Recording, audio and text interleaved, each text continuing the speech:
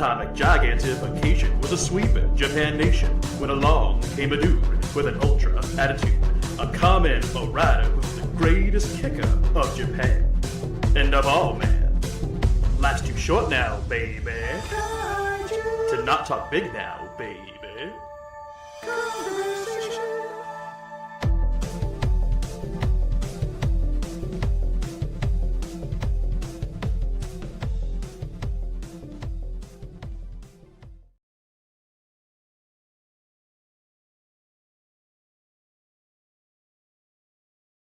Gentlemen, hopefully this is working.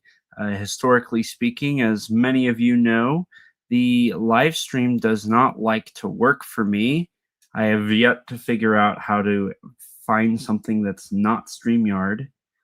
It says that I am on the correct microphone. It says I am on, but the camera has now caught up. So I can tell that we are live. Hopefully everybody can hear me. In the comments, we have Kim and Nathan. Hello, hello, welcome. Now, today we have a very impromptu live stream that we are doing here. This was not a normally broadcasted promotional one. It was a little last minute in terms of scheduling, so I apologize for anybody who checks out the VOD version whenever that is available. But it looks like we are broadcasting fine. So before I bring in our guest today, I just want to begin by saying that this is the return of somebody rising up, back on the streets, took his time, took his chances. He has not shown up on a proper podcast, live stream, anything outside of a couple voices in a couple fictional worlds, to my understanding. But he goes by many names. Many names have been canceled, if you will. He is no longer a groupie of Kaiju. However, he is still a king of lizards, I hear. So without further ado, we have the man behind many masks, the man behind many projects, the one, the only, Michael Hamilton. What year is it? Is it 2026 or is it 2023 all over again? I can't remember. It feels like 2023, doesn't it? It does feel like 2023 all over again. It's just history just seems to be repeating itself, doesn't it? From what I understand, that's how things work in this life we live. Viruses are coming back. People are back again. Everything just repeats itself. Maybe 2020 will come back all over again for all we know. Who's back again. Shady's back. Okay. Yeah, I just totally dated myself. It's okay. We all know. Well, you did tell me the other day that I was out of touch. You are a little out of touch. I am. So many things have happened. I'll be 40 years old this year. Not quite as old as some people that we know, but I'll be 40 years old this year, and so it just feels like the last 4 or 5 years have just blown by. I want you to know that you'll forever be 36 to me. There will be no other age. Thank you. I'll forever be okay. I'll take it. I would rather be forever 26, but you know what? Beggars can't be choosers at this point. So, Michael, this is not your first time on the show. But it's the first time I've been on the show since you had your new intro. Kaiju conversations, and we're having technical difficulties. Oh boy. Where were we? So we were saying that StreamYard is abysmal and terrible, and I do not recommend StreamYard for anybody, and StreamYard support is no help. And I denounce StreamYard as a viable business opportunity or option for anybody who wants to do quality work. So, the new one, or new-ish one, it's been around for a while, but it's gained more popularity, is River. Don't know what their pricing model looks like, but River seems to be one that people go to the most besides StreamYard.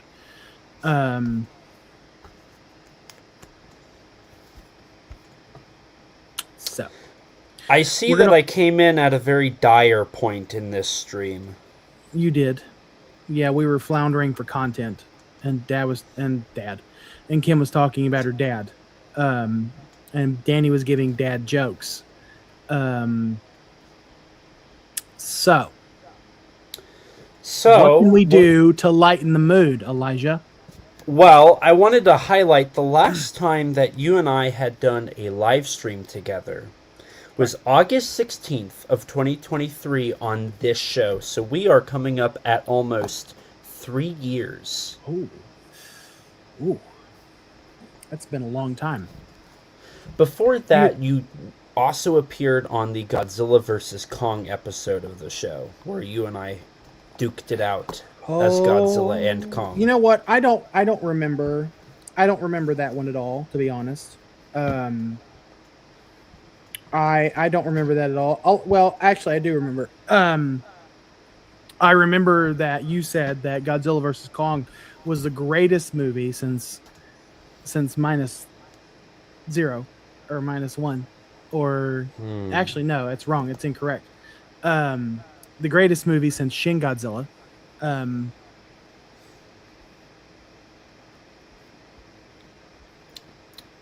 I can't believe you. I know. I've been away for too long, so you have been away for too long, and we are here to catch up a little bit now that the almost 30 minutes worth of technical difficulties have hopefully disappeared. We'll see. So, Michael, there's pretty much 3 years. 3 years of a gap. Time gap. Okay. And we need to fill that gap and hear what has went on with you as a fan, as a collector, as a content creator. Secretly, these technical difficulties are all a front for you to figure out if you can host a show again. That's what this was. Well, I think we can all agree that I failed miserably. So, Michael, I guess where we need to start is when you left, when you took your step away from everything. I think a lot of people associated you as a collector. You bought X Pluses, Safubi, many different things. And I'm curious, since then, there have been so many more crossovers and collaborations and just a plethora of merchandising opportunities to pick up. Where have you, as a collector, grown and changed from then? How's your collection going? Have you picked up a grail, as many collectors say? Well, to be honest, whenever I stepped away from all of this like 3 years ago, I stepped away from like a lot of it, like even the collecting side of it. So to give you a little bit of a glimpse in 2023, I was laid off from my job of like 12 years during that time. So the only things I had to do were, I'm trying to remember now, was I think work on the magazine, and just collect unemployment and try to find another job. And I did do some. I have done some minor collecting since then. I've particularly picked up some of like the Ichiban show, Godzilla figures because for the price point and the size, they're pretty good. I have gotten into more of like the articulated stuff, like with Haya. Um, because Haya's doing some pretty good things with the Godzilla license that I've really enjoyed. Particularly their 91, their 2000, and their Ghidorah 91 have been all like really good releases. So I got my Godzilla 1999 in the mail a couple of weeks ago. I ordered it from Calcus because they were shipping faster than like say Big Bad Toy Store. And so I got mine in the mail a few weeks ago, and I was been very happy with it. As far as like Sofubis and Grails and all that, not really. I still have most of my Sofubi that I collected when I was really heavy into it. I have most of my X Plus when I was heavy into it. I have some of my bigger pieces like my Gigantics and my Spirals and things like that. I still have that stuff just because I just didn't have the heart to get rid of it, even though things got a little tight there after the unemployment ran dry. So I just didn't have the heart to get rid of all that. And so, I've kept most of my collection. Unfortunately, like where we live now, I don't have a dedicated room to that kind of stuff anymore. I wish I did, hence why I'm broadcasting from our living room. So I don't have a dedicated office anymore to keep my collection like I did whenever at my old apartment, which I do miss that. I miss like having that space that I can just kind of go and sit, because I had my little chair in the corner where I would put up my feet and just read comics or read a book or just kind of like sit in there and admire the spoils of my wasting all of my money on vinyl and plastic. But I digress. But yeah, I've not really done a whole lot of collecting. I picked up a few pieces here and there, like mainly the Ichiban Show and the Hayas, and then I've grabbed a couple things from Super 7 when I've seen them out in the wild. But there's really nowhere to, like, in the apartment that we live in. So it's like it's me, Danielle, and then every other week it's her kids. So like the other two, like aside from our bedroom, the other two bedrooms upstairs are taken up by the boys, and they're taken up by Elizabeth, her daughter. So I don't have a place to put everything, and she won't let me move it to the living room. I don't know why she won't let me move it to all into the living room. Like I could just, like I have the perfect spot here in the corner next to the cat tree, that I could put that huge shelf, with all my X Pluses and stuff on it. But, she won't let me do that for some reason. That's I don't know so why. weird. My girlfriend has done the same thing where she's like, we have to remove your kaiju stuff from the living room. It doesn't make sense. It doesn't make sense. It does not make sense at all. Like we moved I moved my entertainment center and stuff from my old place to here, and I had all my DVDs and books and things and games and whatnot. But no, that's all taken up with knickknacks and board games and stuff for the kids now. So it is what it is. Everything is in storage. So eventually when we move again, hopefully I'll have a space to put it all. But everything currently now is sitting in storage. So I did make sure to enjoy everything one last time before I had to pack everything up. I think when I was in the midst of moving, you and I would chit chat off and on. And I would just talk to you, and we'd just have random conversations while I was packing up all my stuff. And I told you that what a pain in the ass packing up all that stuff was. But just really not done a lot. I mean, I still love it. There are still things, like I still keep up with like what's coming out. I have a list of things that I would love to pick up. Like I still search Mandarake and Yahoo Japan and like Bai and all these other, and some of these sites like religiously, at least a few times a week, just to see if I can snag a deal on something. But a lot of our funds now are taken up by just doing kids stuff, like traveling and taking care of like family and kids stuff. Because I don't know if anybody knows this, but kids are expensive. Even when they get older and they have their own and they can get their own job, they're still expensive. I don't know why, but but no, I've kept up with it. I picked up, like I said, I picked up a few small things here and there. Definitely not as heavy, and definitely not buying things as frequently as I was before, which is a blessing and a curse all at the same time. I definitely get that. I've had to slow down for a multitude of reasons. No kids. I don't have that problem as far as I'm aware. We'll keep it that way. But yeah, no, I definitely get the whole, like, with how expensive things get, you know, you have to kind of weigh your options and figure out who and what needs the funds at that point. I have a handful of movies coming in, but most of the movies I've gotten as of recent time are comp copies for stuff I've worked on. I did pre-order the Destroy All Monsters Melee the other day. I did pre-order that. Like, that was my last thing that I pre-ordered. I need to get only because he's in the chat. I need to get my hands on Danny's book.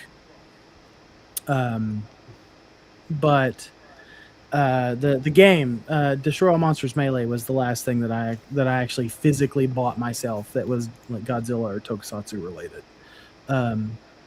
Everything else has just been we've been trying to save some money for a vacation that we want to take at the end of the summer. So, you know, you gotta sometimes adulting things, adult stuff takes precedent. Yeah, I didn't have that problem when I was single, but now I do. Yeah, that's fair. I do have a question about that, but you also mentioned something that leads to me needing to do a little bit of housekeeping for the chat. I wanted to highlight hello, Nathan, once again, and hello, Kim, once again, but we also have had a couple more people in the chat. We have Bavinsky. Hello, welcome. It's great to see you. We also have Danny, as you previously mentioned. He is in the chat. And then most recently we got Mike. How's it going? It's great to see you. And then we also have the Grat Man himself, Grattan Conwell, host of the podcast Giant Monster BS. Those guys are still around? They are. They're doing some great stuff over at Giant Monster BS. I thought they would have got canceled years ago. They are doing great work, let me tell you. So do we still cancel in 2026? Do we still cancel people? I don't know. I'm so out of touch that I don't know. I believe you can. It depends on what list they ended up being on or what party they went to. So if you haven't gone to a party or you're not on a flight list, I think you're a little bit more okay than most. Right. True. That's true. To answer your question, Grattan, though, who did I vote for in 2020? Who did I vote for in 2024?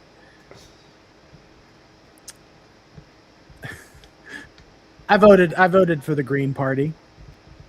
The green and gold party. Yeah. That's fair. So you brought up that you had recently purchased Godzilla Destroy All Monsters Melee, and I wanted to know what you voted for when it comes to your purchasing choices. Are we talking a Nintendo Switch 2 version, a PlayStation 5 version? Did you order it on Steam? What did you order? The biggest news of the fandom for Godzilla in probably 2 or 3 months. Well, I'm probably in this house we play a lot of Switch. We play a lot of Switch, and so I bought it on the Switch. Danielle's middle will bring his PlayStation here sometimes when he comes to visit, but I don't think he has all that much interest in a brawler to do with Godzilla. So I might buy him a digital version of Destroy All Monsters Melee just so him and I can play when he's at his dad's house. So but no, I bought it. I bought it on Switch because that's what Danielle and I primarily play because that's just what she likes. Never was really a gamer. The last gaming console I bought was, wait for it, the Xbox 2. You mean the 360? Xbox 360. Yeah, Xbox 360. Yeah, whatever. See, that's how out of touch I am. Oh, that hurt. I'm not a gamer, and that hurt.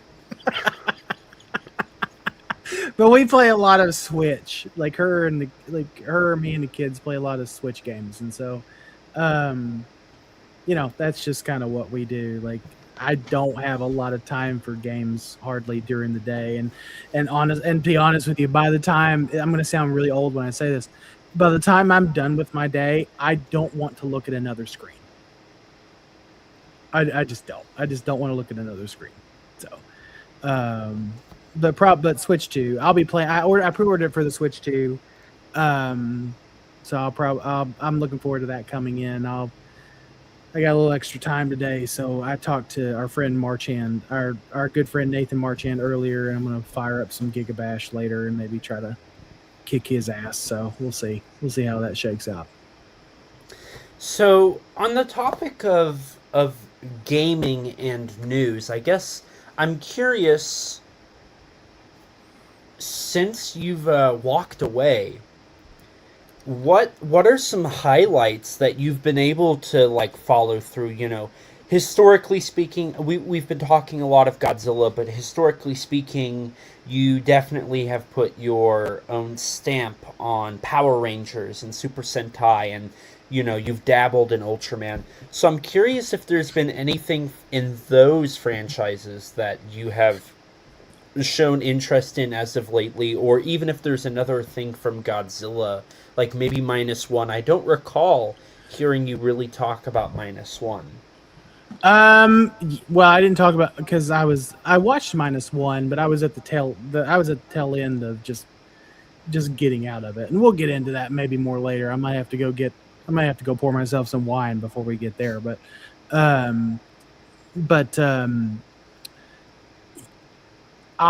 in 2023 I did go and watch -1. I think I watched it like 3 times. I watched it first by myself, and then a couple times one time with a friend, then I took another friend and his little boy that loves dinosaurs and loves Godzilla because he loves the MonsterVerse. I took him with me and to watch it, and he adored it. As for stuff outside of Kaiju proper, been rewatching through some Ultraman. Still can't get into Kamen Rider, even though Kamen Rider Black has been the one that I've stuck with the most. Still can't get into Kamen Rider for some reason. I just don't know what it is. A little bit of Super Sentai, a little bit of revisiting some old Power Ranger stuff. I pulled out some old comics the other day, and one of the ones I pulled out was Godzilla versus the Power Rangers, Volume 1 and Volume 2. So I pulled those out and reread them, and they were okay. Not quite the story that I was hoping that they would tell, but it is what it is. Outside of that, it took me a long time to really. Am I allowed to? I'm assuming I'm allowed to curse on the show. If you would like to. Okay, thank you. It took me a long time to give a shit. It did. It took me a long time to give a shit about anything Toku or Kaiju related, because I was just to be honest, I was just burnt out. I was just burnt because because between you and me and Nathan and Danny and all the things that we're involved in. I just kind of burnt myself out on it, and I was too busy. I was too busy with my job and my personal life to give a shit at that point for a couple of years at least. And then I met Danielle, my Danny with an I. I met her, and she's a nerd. She's a different type of nerd. She's a book nerd, and she's a fantasy nerd. She's a different type of nerd. And so, meeting her, and like we've been together for almost a year and a half now, and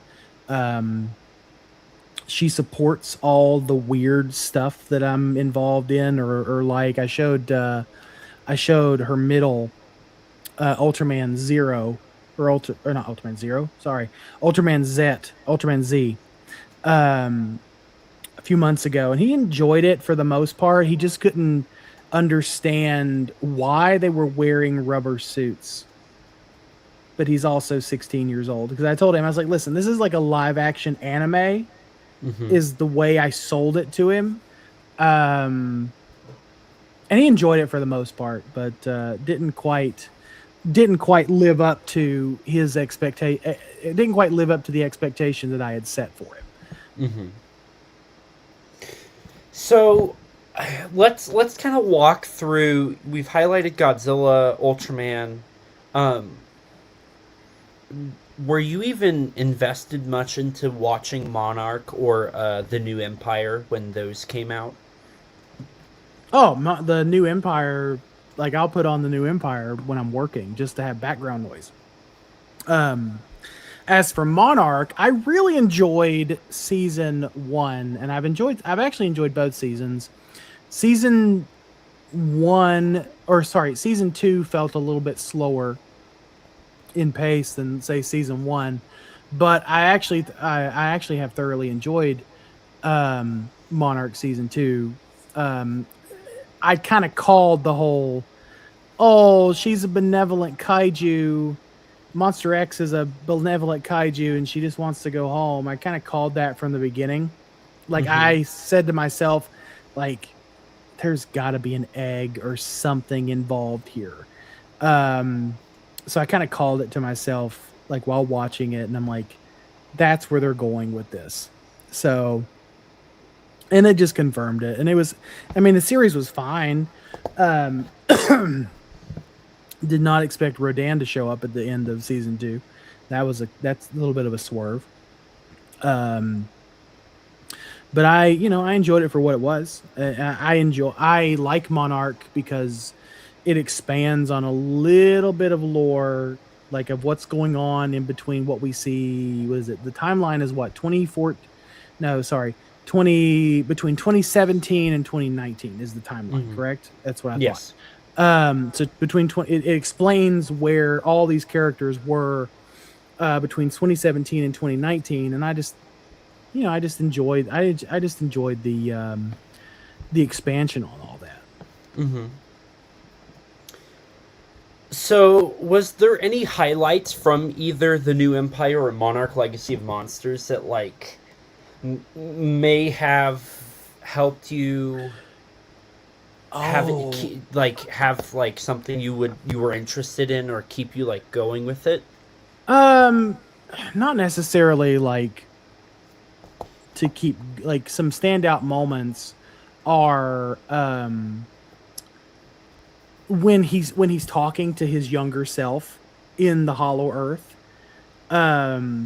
Kurt Russell's character in the second Kurt season? Russell's character, when Kurt Russell's character is talking to his younger self in the Hollow Earth, and that was a really good moment. The kaiju fights were lacking, I thought, but it is what it is. The flashback in Tokyo, okay. I thought the characters for Monarch, they could have used a little bit more, I would say, depth. Outside of our main female protagonist, her name is escaping me right now. But outside of our main female protagonist, I think they all could have used a little bit more depth. Although I think that I think seeing why Randa became so freaking crazy by the time we get to him in Kong Skull Island, that was interesting. Kate, thank you, Kim. Kate. So I think Kate's character could have used a little bit more expansion. I didn't like her as much by the end as I did, when the series started. But I did enjoy Bill Randa's character, and kind of just showing how he went freaking batshit by the time we get to him in Skull Island. So that was interesting. But and there's a train. Oh boy. Toot toot. And so as a whole, Monarch was fine. Like, is it like as rewatchable as I would want it to be? I don't think so. I think it's fine. I don't go, but I'm not like a huge fan of the MonsterVerse as some people, as Elijah. So,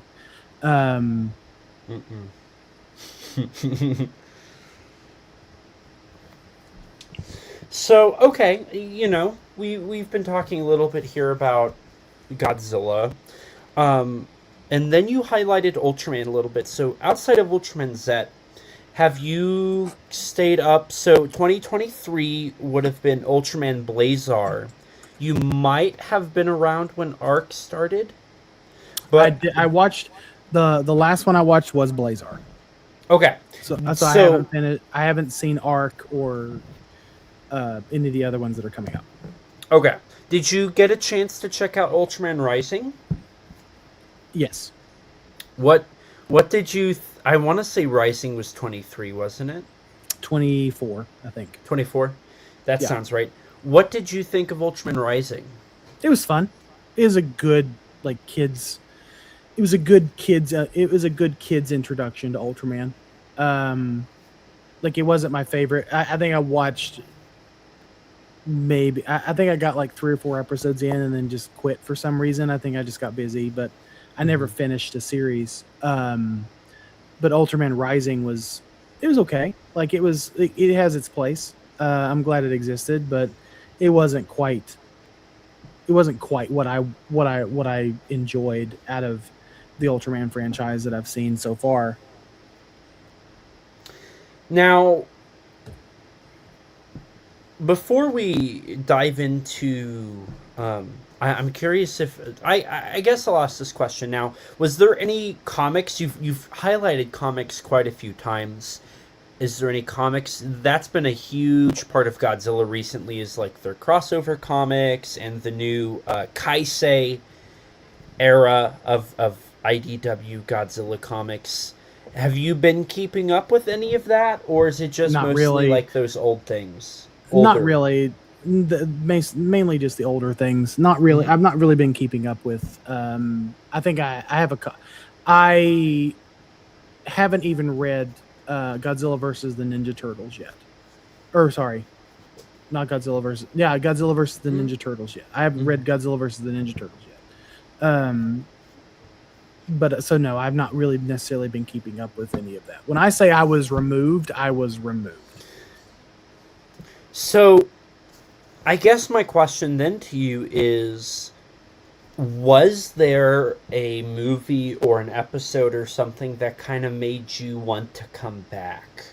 Do you recall watching anything that was like, maybe I should get back into this a little bit, just kind of start investing some time in it? I think it was. I don't think it was one specific thing. I think it was like to steal a phrase from our friend Nathan. I think it was just like a pile of small things. It really just ultimately boiled down to I have nothing else. I don't know what else to watch on TV, so I'm gonna put on Tubi and watch Ultraman Z, and just have it on, and then and then that turned into revisiting some of the old movies, and then revisiting some comics, and just it's been like a slow progression, just getting back into it. Um, and then of course you and me and Danny and Nathan, not so much Danny because Danny I think hates us all, but because he doesn't talk to anybody. Uh, but just having conversations and just kind of getting the lowdown on what's going on within the community. Um, so it's just been like I can't point to. I'm sitting here thinking I can't point to one specific moment of um oh yes I love, like, yes I want to get back into this stuff, and yes I want to I want to start streaming again and podcasting again. No, I don't think there's one thing that I can point to that's pushed me towards that point. I think it's just been a pile of small things where you remove yourself from something for so long, and then you revisit it, and then you realize, oh, you know what, I still do like this stuff. And then later on it's like, oh, I still do love this stuff. It starts off with a with a like I don't know what I'm trying to say there, but it starts off with just like a curiosity of, do I still like this? And it turns into, yes, I do still like this, so let's keep going and see if I still love this or not.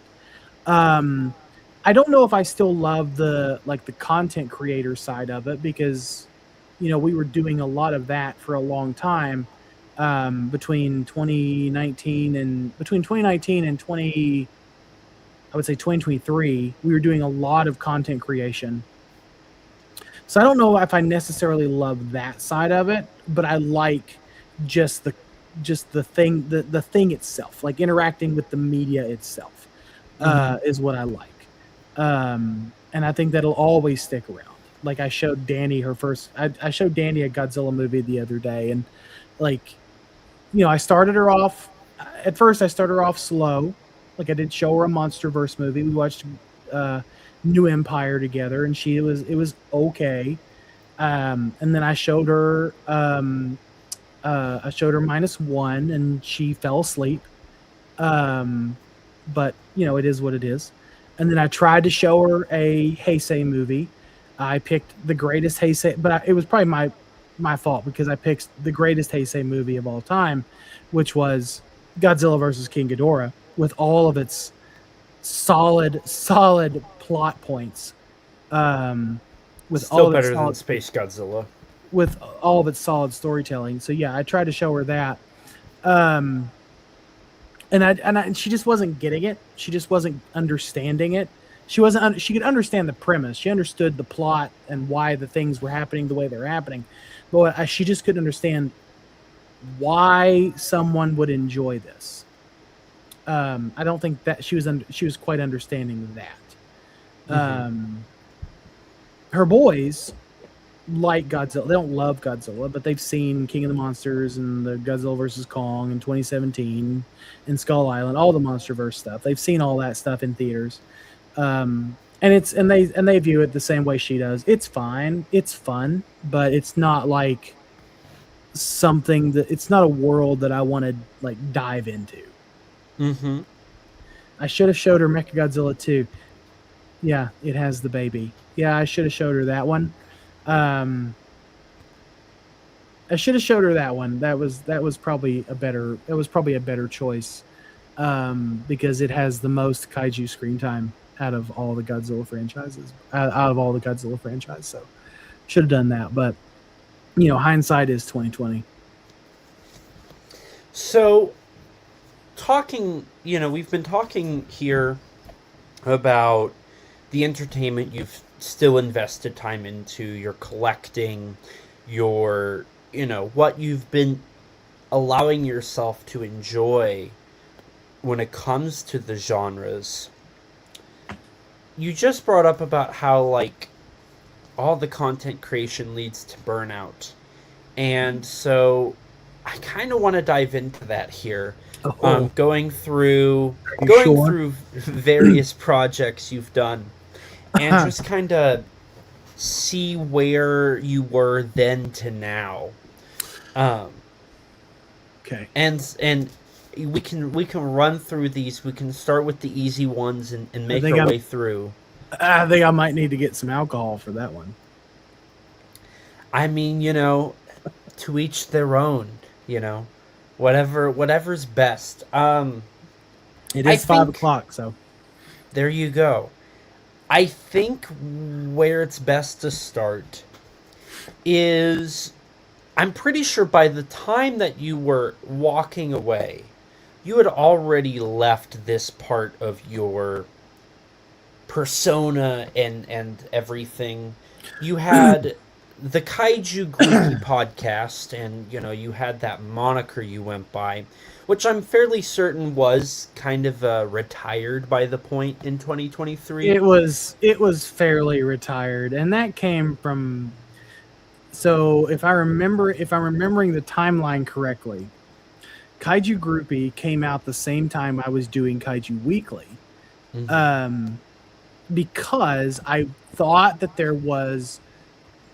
Excuse me. I thought that there was room in the fandom for a show where a host, yours truly, could sit down and talk to other fans.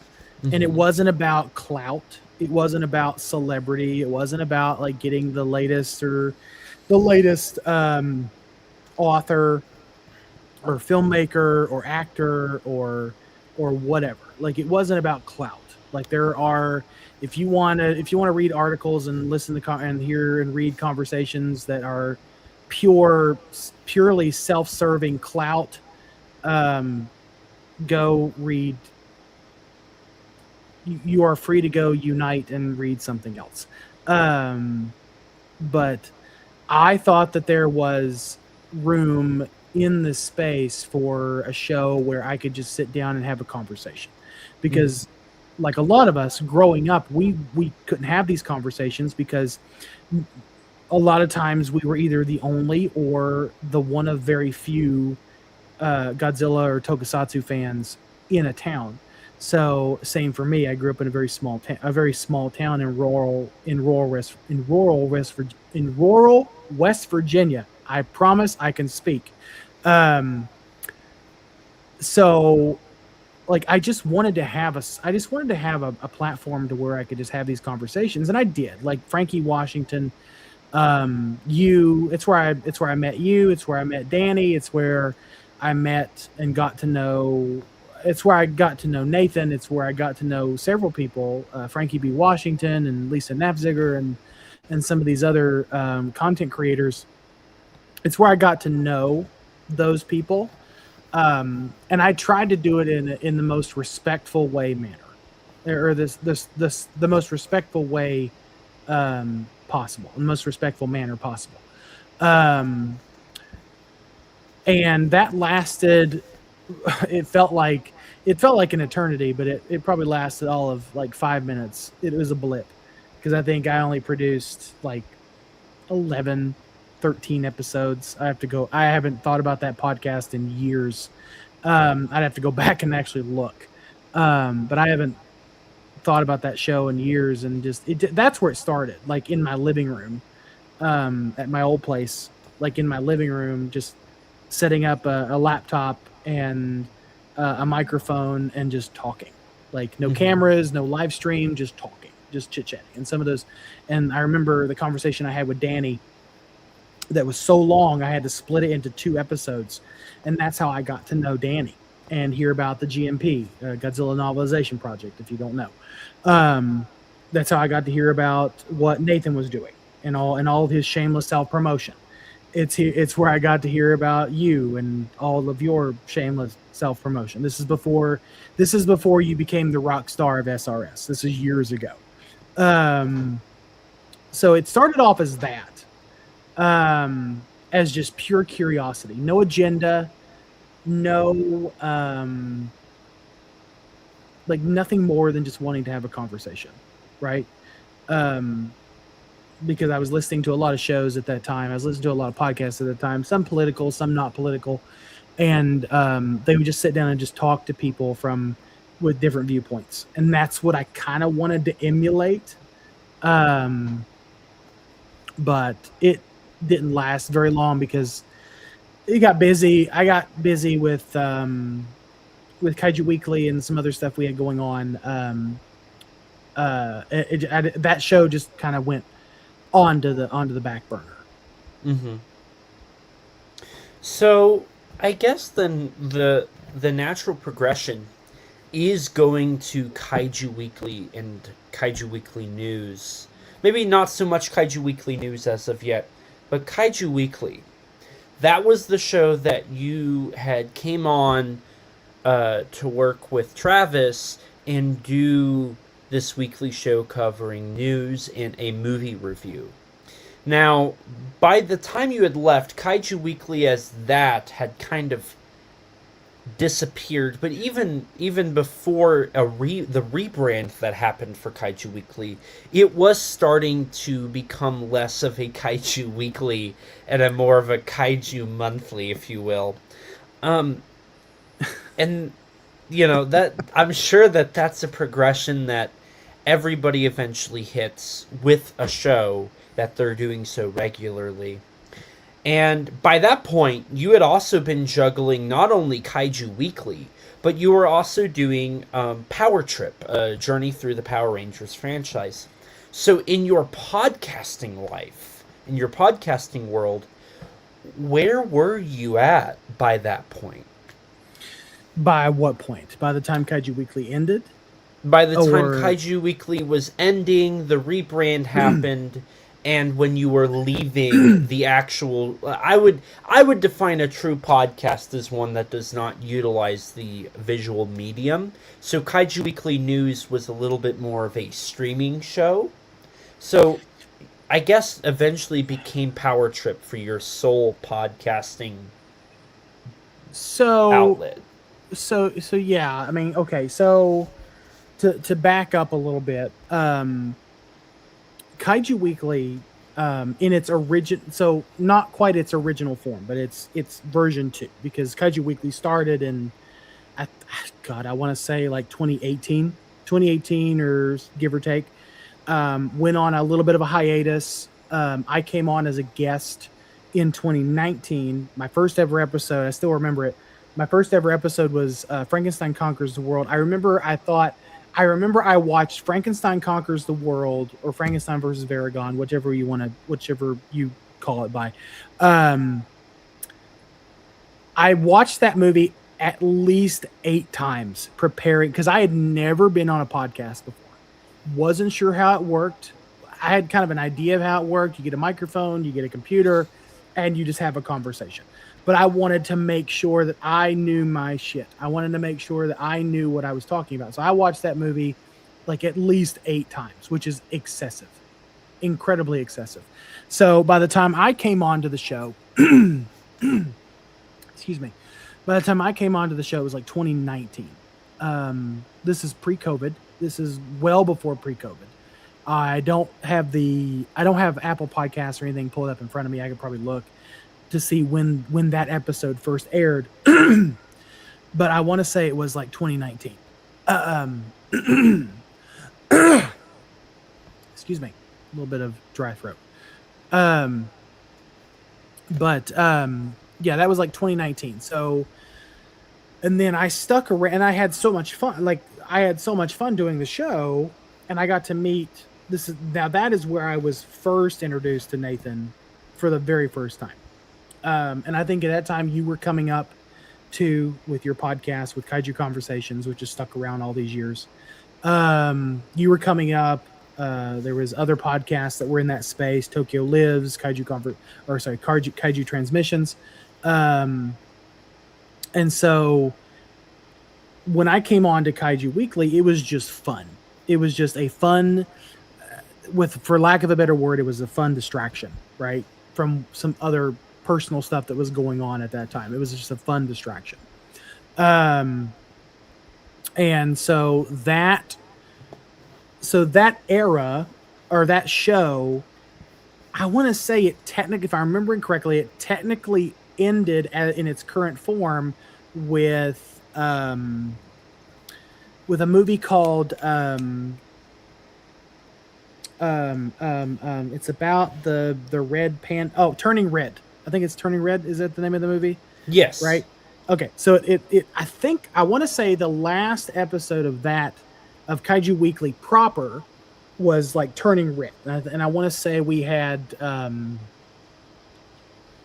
guest on that show. I cannot remember their name. Oh, it was Destiny Kaiju Hime. I believe it was on that show. As a minor fact check on you, Turning Red was episode 107. The Sure. last episode was 114, Jurassic World Dominion, featuring Finding Monster Right. I'm not sure if you were on that one.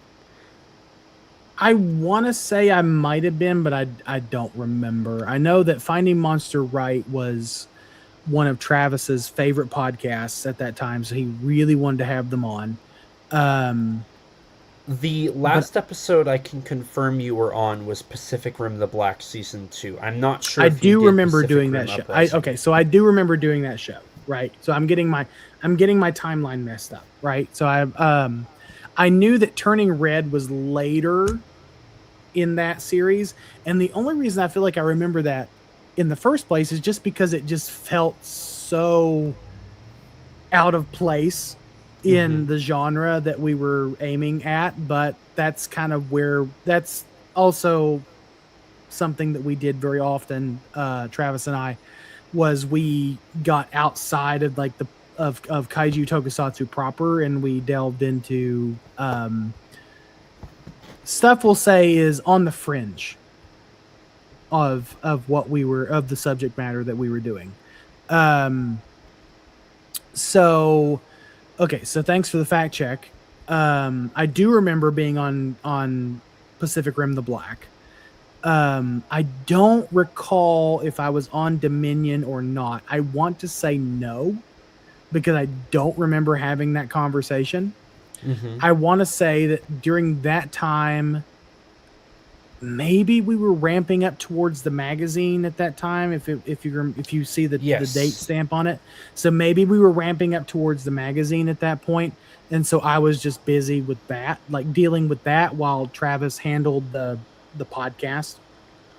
So, but that's from what I can find, in February of 22, you were doing the hype train for Kaiju Ramen Volume 1. And then following that through February, March, April, and May, that is where Kaiju Weekly was starting to become a little less regular. And then Dominion would have been in June of 22. I don't think that there was like a proper... from what I recall, there was not a proper, this will be our last episode of Kaiju Weekly for a while kind of episode. Like there was never a proper finale for that show. It was just there one moment and then ended the next. Like that's just kind of what happened with it. And then if I'm remembering the timeline correctly, around that time we were ramping up for the magazine. And then to supplement the magazine, or to create more content, I should say, for the magazine, Travis came up with the idea of bringing back Kaiju Weekly as a news show, as a live stream, as a streaming show for news that lasted. I want to say like I want to be nice and say it lasted maybe 6 months, but I can't really remember. It's been so long since I've looked back at some of that stuff.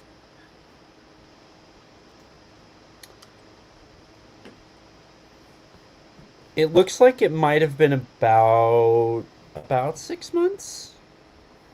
Yeah, give or take. From my fact-checking quick searches here. So, I've talked a lot. What was your original question? So, my original inquiry was about your podcasting life proper before Kaiju Weekly News. So that was talking the end of Kaiju Weekly, which you did dive into. But I'm curious now, on the flip side, your true, probably your most successful project, maybe. Oh, okay. So that's right. That's right. Okay. So you're talking about the power. You're talking about the power trip. Okay. So, Yes. so the power trip started as a whim. And I won't go into the history of the power trip because I think if you're a regular listen to the if you're a regular shoot, I wish I could talk today. If you're a regular listener to the show, that you will know that the power trip started because I had just I want to say it was around the time that I had just lost or no, sorry. No. I take that back. No, the power trip started in like 2022. I think 2022, 2021, something like that. Nathan will correct me, I'm sure. So it started in 2021, give or take. And it started as 2022, end of so 2022. 2021. So it started at 20. It started in 2022. It started out as me going through the franchise because I was feeling some kind of way. My dad had left. My dad had passed away a couple years prior to that, and I don't know. I think I was just sitting around one day and just felt super nostalgic, and just started watching Power Rangers again. And then I think I got up to like Time Force, which is all the way through the original Saban era of shows. And Nathan was looking for a character for his show, and I suggested Caron, who is from Power Rangers in Space, and that's when he started digging into that particular season of the show. And that's when we started having conversations about it. And the more we had conversations about it, the more we're like, why don't we put these to record? Like, why don't we actually get behind the mic and talk about it? Because I think there's probably an idea here. And so that's how that was birthed. And so it was mainly birthed out of just nostalgia and the desire for going back and enjoying things that I once enjoyed before, just to see if I still enjoyed them, similar to the journey that I've been on currently. So that's how that show started. And surprisingly, or not surprisingly, Nathan will say it wasn't a surprise, but surprisingly, in my humble opinion, it ended up taking off and being like one of the most popular shows based on our analytics for what we would later call Kaiju Ramen Media, which encompasses the magazine and podcasts and all the things. So it became the most popular show, became more popular than Henshin Men or some of the other projects that we were involved in. And yeah, it just got birthed out of a desire to be a little bit nostalgic for a little while and have like deep conversations about things that were deemed as campy kid shows, right? So and the Power Trip to this day is my favorite project. Don't tell Marchand, but it is my favorite project, just because of the type of conversations that we were able to have and the reach that we were able to get through the show, of people who would, reach out to us on Twitter or X. It was that weird transitionary period between Twitter and X. Would reach out to us on Twitter and in the Facebook group and whatnot, and say that they were happy that a show was around that, quote unquote, took this stuff seriously. So to this day, it was my favorite project, and I'm just a little bit disappointed in myself that book never happened, that Nathan and I talked about. So looking at Power Trip, you were there, you were present for all of the main episodes. It ended on episode 41. Your last lightning round, which is your bonus episodes, was episode 17. So there's still 7 more after that. How did it feel, kind of letting Power Trip go for a little bit longer? It appears, relatively speaking, it has somewhat concluded. How did it feel letting Power Trip kind of finish going forward? You know, and Nathan knows this. And Nathan, I know, is listening, and some other people that listen to the show, I believe, know this. That particular show was never supposed to go beyond a single season. Mm-hmm. Right? Once the 30th anniversary happened, once and always happened, we were effectively done, at least in my mind. Like, we were effective, like we should be effectively done, because my thought experiment for Kaiju Ramen, or sorry, for Power Trip, I'm getting my projects crossed now. My thought for Power Trip, in my mind, had succeeded.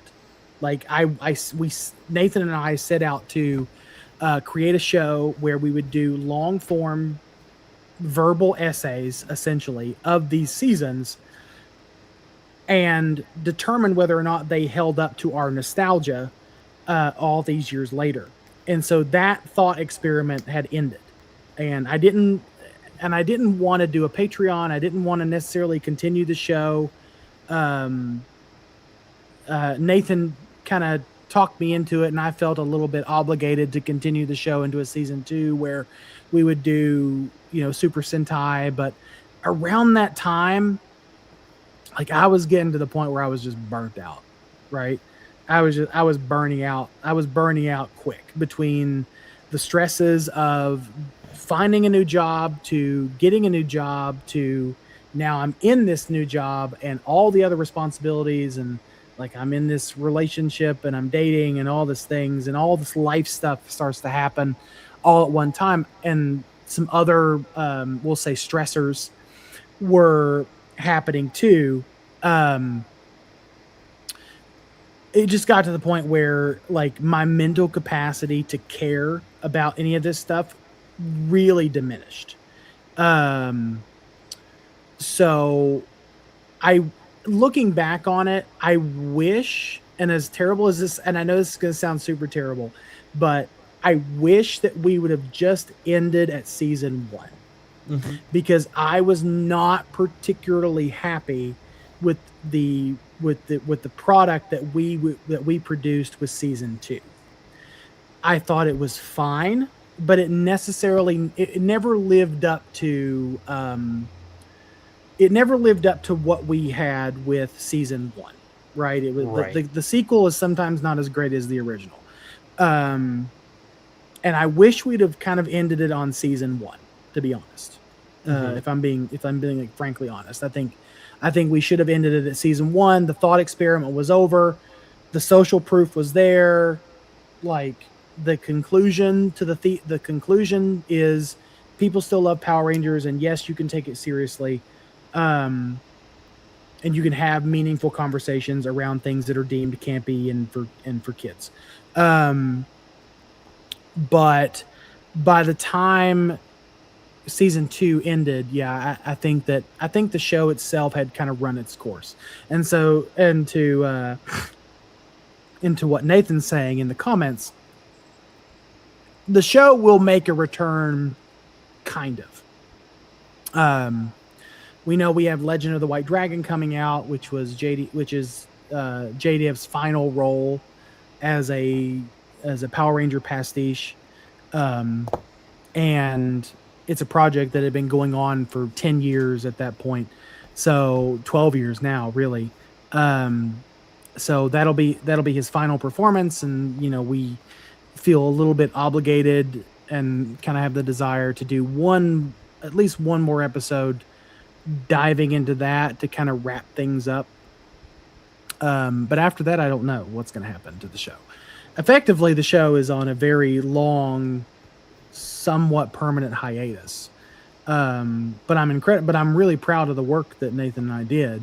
with season 1 and part of season 2. It just, the timing of everything just ended up just hurting the show, and I don't think personally I did the show a very good service by, dipping out for a few weeks to recoup myself, because I left Nathan in charge of the show, and he did a fine job. He did the best he did the best he could with what he had, and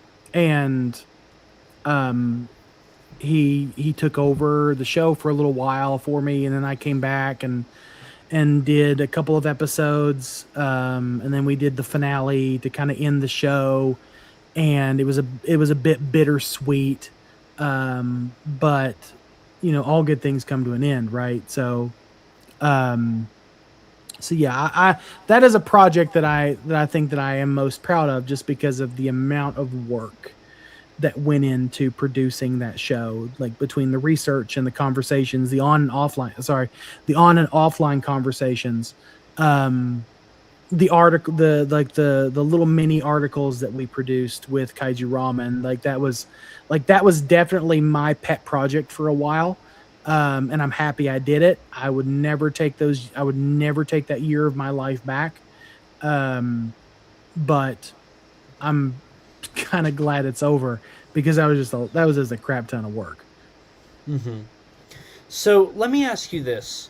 Would you ever, I was going to wait till later, but you brought up the future episode on Legend of the White Dragon, and you've talked about like it's on a long hiatus, but I'm curious, because where the show ends in the world of what you guys were doing, you did all of Power Rangers that was available pretty much. I mean, I think there's some comics you didn't do, but there's always a plethora of comics to do. Sure. Yeah, we could have done the entire run. We could still be going to this day if we decided to go and do the entire run of Boom Studios.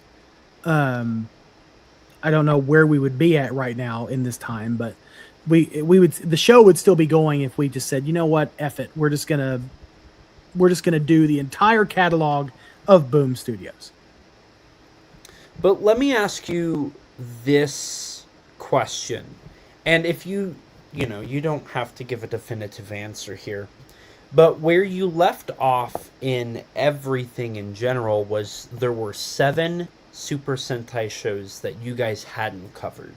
You were doing all of the Shout release Super Sentai titles. That's what we agreed on. Would you ever consider going back to finish those 7 in the future? You don't have to answer if you don't want to.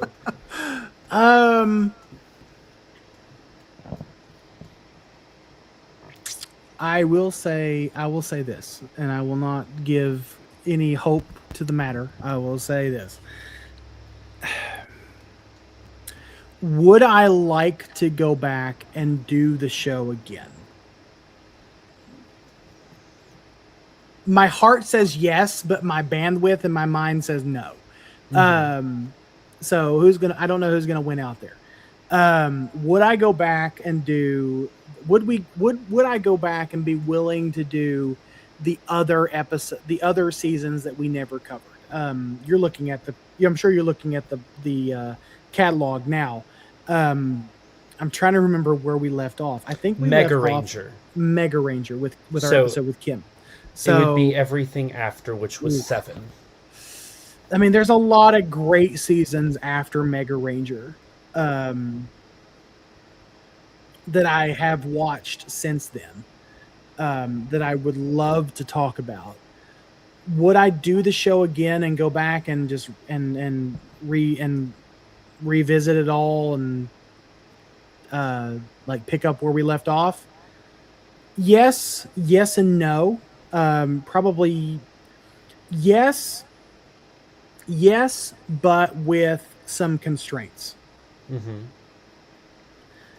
Yes, with some constraints, because the way we formatted that show in a number of different sections. So we would do a brief overview, then we would talk about the Rangers, the villains, the mechs, the plot points, and then we would always do like a deep dive discussion in thematics at the end of the show. And then we would do our awards because we stole that from Monsters versus Men. But borrowed, not stole. Sorry, borrowed, not stole. Yes, but the format would have to change for. I just don't know if I have it in me to do multiple, like 3, 4, sometimes 5-hour episodes on a TV show. It warrants it because, like, you're looking. So for Power Rangers, the average season length was 40 episodes. For Super Sentai, that can go to 50, I want to say, if memory serves, sometimes 55 at the highest. So to do an entire season, and then you also have the problem we also ran into with season 2 was the language gap and the culture gap between Super Sentai and like, because they're all dubs. The subs. There are no dubs for the Sentai shows, so everything is subtitled. So it all takes longer. It all takes longer to watch. It all takes longer to record. It all takes a lot more research to go into because of cultural differences between American sentiments and Japan sentiments. There was just a lot of research involved with season 2, and I would be open to going back to it with a little bit more stringent constraints, I think. That makes sense. So we have been talking here. We've talked a lot about your prior to Kaiju Ramen. We've talked about Kaiju Weekly. We've dabbled in Kaiju Weekly News. We've talked about Power Trip. So realistically, at this point, we've covered everything before the huge birth of Kaiju Ramen. And dare I say, Kaiju Ramen, on a scale point of all the work you've done, is arguably the largest thing you did as your time as a content creator. Not only were you doing designs and layouts for the magazine, you were the co-creator, handling Kickstarters, you wrote a couple of articles, you had the Power Trip special pamphlet, dare I say pamphlet, magazine, however you want to call it. How dare you say it was a pamphlet? No, it was. We took all the articles from Kaiju Ramen and we compiled it into one book, or into one issue. Right. We sold that when we did it. We did that as an AMA special when we were at All Monsters Attack. And that's a whole. You tabled at All Monsters Attack. You were doing PR for the show, and then you also had the YouTube videos you had done, the live streams you had done, and you had Kaiju Weekly News. Nathan, we've already covered my failed attempt at an interview show. So let's dive into Kaiju Ramen, because... Do we have... I don't think there's enough whiskey on the eastern side of the Americas for me to dig into Kaiju Ramen. Oh boy. Okay. All right. You know what? This is your show. I told you. So, listeners with attitude, to bring that back.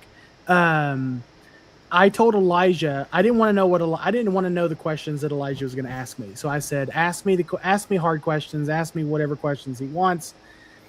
Like, put me on the spot, put me in the hot seat, do what he's got to do. So here we are. Now I wish I had a cigar, but anyway. All right, hit me. What's your first question? Well, let me ask you this. Let's start off easier, I think.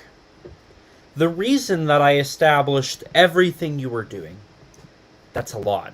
That's more than doing a couple graphics for a show and then watching something, researching, recording, editing, Yeah. promoting a show. It's one at a time. It's not really a thing where it's like you're rolling into the next thing. It's one at a time.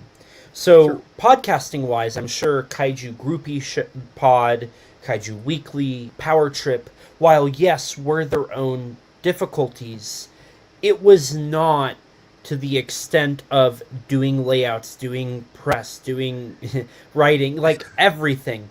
So in hindsight, we've established that you got burnt out. We've established that it was enough for you to walk away. Dare I say that all of that, plus the fact that Power Trip became a part of Kaiju Ramen, it became part of your role. It added more to it. It made it more than just the Power Trip show. Where did that impact everything? Where did Kaiju Ramen impact everything? Mm-hmm. So Kaiju Ramen was a very ambitious project that was the brainchild of Travis, Alexander, and myself. Travis brought the idea to me, and we discussed it if I'm remembering the timeline correctly, we discussed it for a little while. I was skeptical at the front end, because the Power Trip hadn't started yet. The Power Trip was not a thing in this moment. It was really, the Power Trip became a thing after Kaiju Ramen started. So really, in hindsight, adding the Power Trip on top of what I was doing with the magazine was probably a mistake, but it's a mistake that I would probably make again 10 times over. So for Kaiju Ramen, we started out very small. At the time, it was just me and Travis, and then we brought in our friends. We brought in you. We brought in we brought in Nathan and Danny and all these other people that we had made relationship with, that we met through our journey through all our content creation, and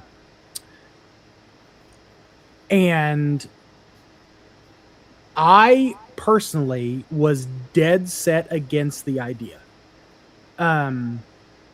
I didn't think it would work. I didn't, because GFan was still going at that time.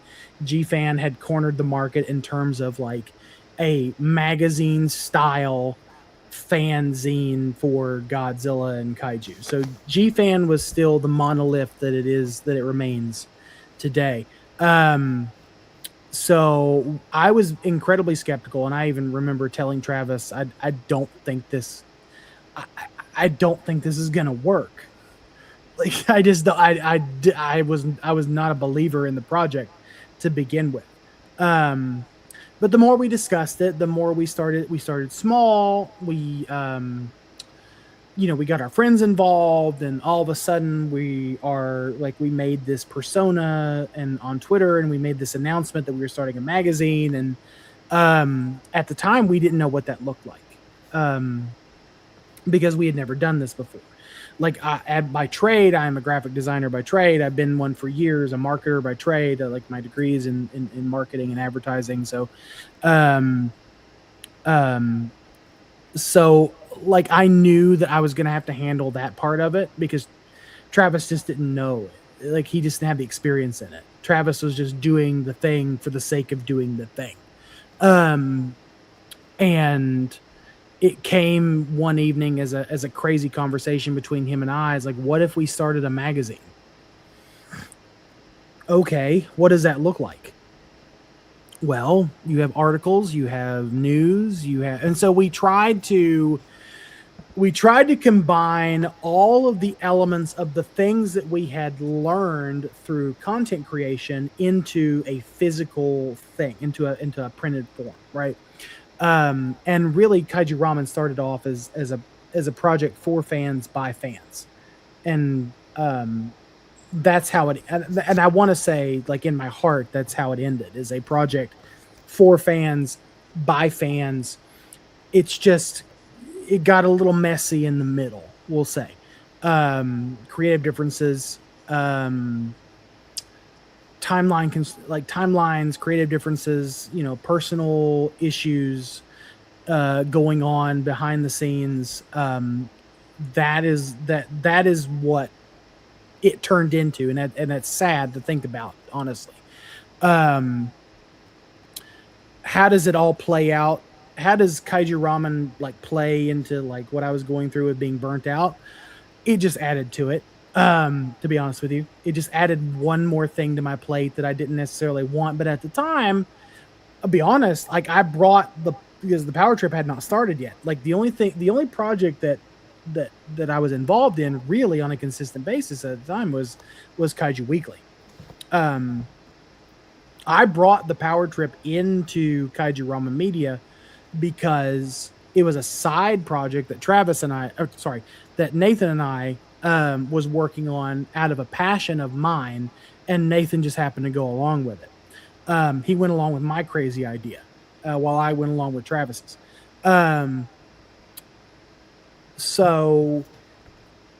But we tried to like bring all of these projects together. I think there was even talks at one point to bring Kaiju Conversations and Monster Island Film Vault and even not that Danny would do this, but like the GNP. Like, there was crazy conversations happening at the time where we would bring all of these entities together into Kaiju Ramen and make it like this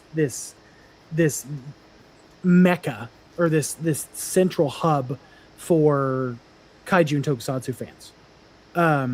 Because you have to look at what was going on at the time too. This was COVID. This was 2020, right? So this was, people were at home. People were looking for things to do, me included. I was looking and itching for hobbies and things to get involved in because I was bored. Like, I was still working because my job I had at that time necessarily wasn't affected by COVID. So I was looking for things to do at home, right? While everyone was on lockdown. And so it was shortly after Kaiju quarantine that we came up with the idea of Kaiju Ramen. And where that all lands in the grand scheme of it, looking back on it, I probably would not have done it. If I'm being honest. Because I think that personally I was taking on too much. But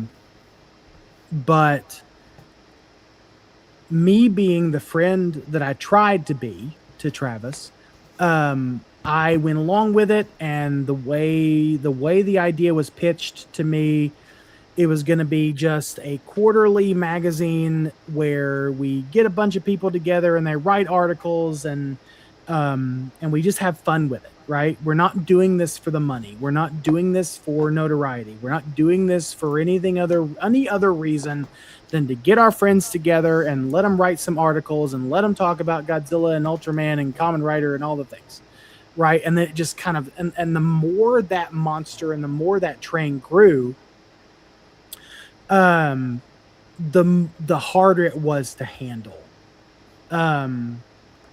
It was hard for me personally to keep up with production schedule because I was the only one doing the layouts. Travis would help me some every now and then, but for the most part, I was doing all the layouts for the articles. It was the constant because Travis didn't want to be on screen. He didn't want to do the interviews with people because he said I was better with people than he was. So I would do all the interviews and all the press for it. And so I went on a big press tour for a while, like, in small terms, I guess. But so I went on a press tour, like promoting the magazine and doing all the things for the magazine and like working on the layouts. And what Travis did behind the scenes was he found the writers and he proofread the articles But as far as like the aesthetics and the artists, like the cover artists and things, I was in charge of all that. Um, Nathan You're would help us too. Like he was one of our lead writers. So like you were one of our writers too, and Danny was one of our writers as well. And you guys would help us when you could, but like as far as like producing the thing, like making the physical thing, that was my job, right? Producing it. And like Travis would send that off to the printer and he would get the proofs mailed to his house, and then we would review the proofs, make sure they're approved, because we would always do we would usually do I won't say always, because I don't want to say always, because there were probably times that that we didn't do physical proofs of things, but we'd always try to do physical proofs of the magazine to make sure everything looked right, because I'm very OCD about that kind of stuff. Like there's a certain level of professionalism. There's a certain level of professionalism that I expected from the project. If I'm going to go do a thing, I want it to be the best gosh darn thing that I can possibly produce under those circumstances. It's just a shame that how it turned out like it did. So let's break it down into it, because for a little bit more context, your official title was art director for the magazine. Sure. So we're gonna break it down here, and we're gonna, because you just gave like an overview, right, of how the project functioned and where you Sure. were in it. So let's start with the writing element. You wrote, I want to say, only a handful of articles. Yours were primarily focused on the Power Rangers franchise. Am I remembering that correctly? Mainly, yes. Did you have a lot of involvement when it came to writing? Or did you like set that as a boundary that you kept of like, I'm not going to write a lot? I'm not a writer. So, I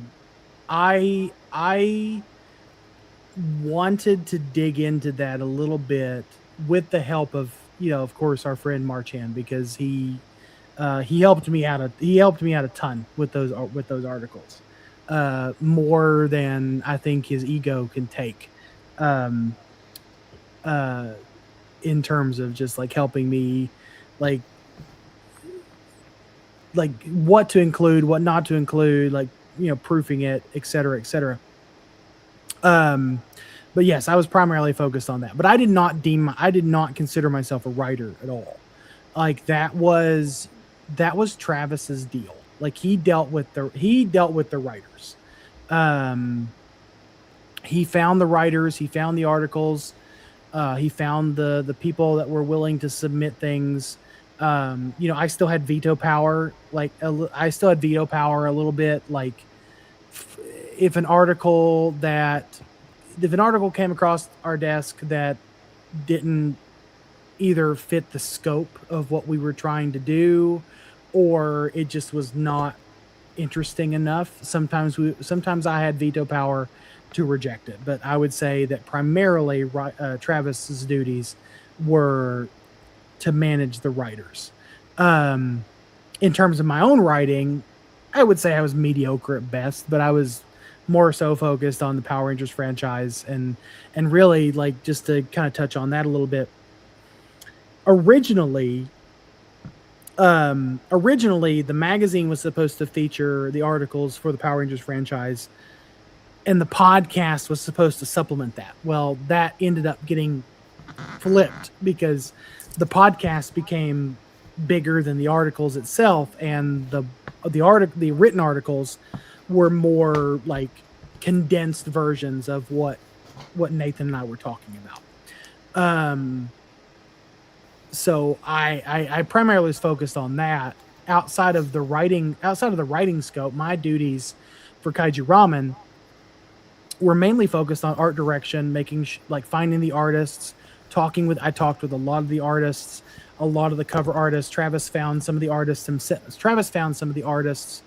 or he would suggest artists to me. I would reach out to them and have those conversations with them, and tell them kind of what we're looking for, what the idea was, what the scope and the brief for the project was, and then they would just kind of take it from there. So my role was art direction for the interior pages, the cover art, and that was pretty much it. And then I would do like some media and then I would do some media and like promotional stuff because Travis wasn't experienced enough in that area to do all that himself. So I took on that role to get Kaiju Ramen out to the people. So let's look at now from I'm trying to go in like in terms of like probably level of like time consumption. Let's look at the PR side of things and doing all those interviews and being the one who kind of was leading the marketing charge for this. Where did you end up towards the end of Kaiju Ramen? Where were you primarily at with stuff like that?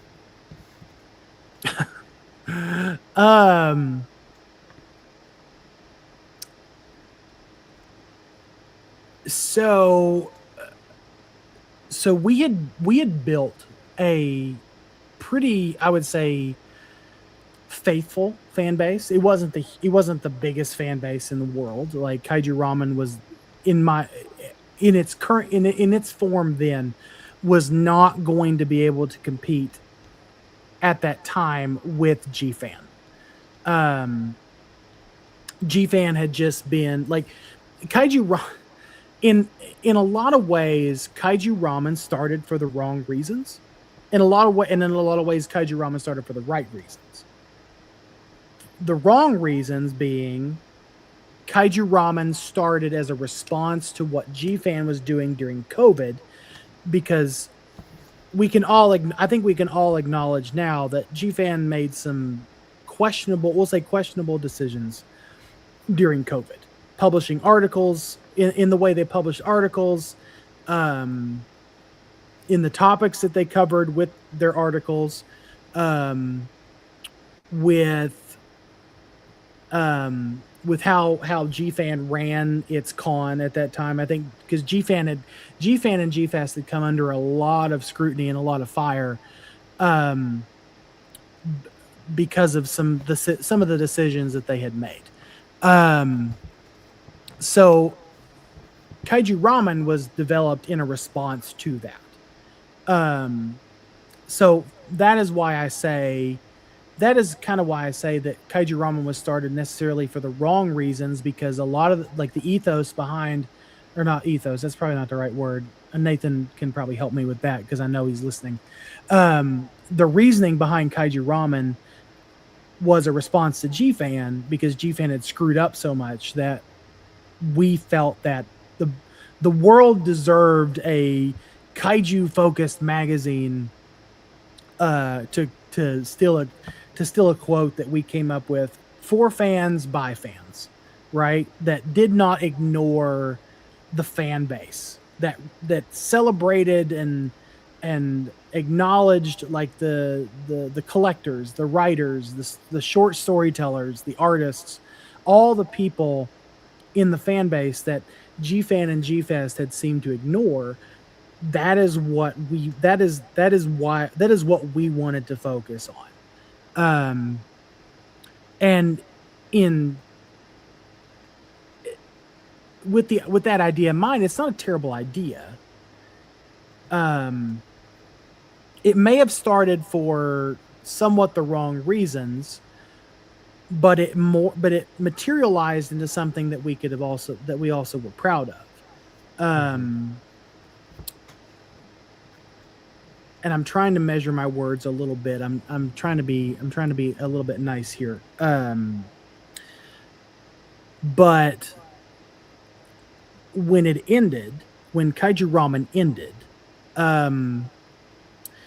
it had, for lack of a better word, lost its way. It had lost its way a little bit. Some internal struggles, some productions, like some external struggles too, some production struggles, finding printers. We shopped the magazine around to um, different publishers, like Luna, like Diamond, and like some other places. Um, but we weren't really getting anywhere. Um, so one of the grave mistakes that we made with the magazine was we I don't believe that necessarily we were smart with our time, and with how we produced the magazine, and production, and like the production schedule and everything else suffered because of that. And by the time Kaiju Ramen was over, I was glad it was over, because I was done. I was just done with it. Not because I didn't care about the source material, not because I didn't care about what we were doing. I was just done because it just became way too much, and there were people within our circle that just did not understand or didn't want to accept that the project itself had run its course. So my question to you from that, from what I'm hearing, there were mistakes that had been made from the team involved, and everybody is human, so that is bound to happen on any project. Where do you think you helped steer and course correct, and where do you feel like you misstepped as well? By not pushing by not pushing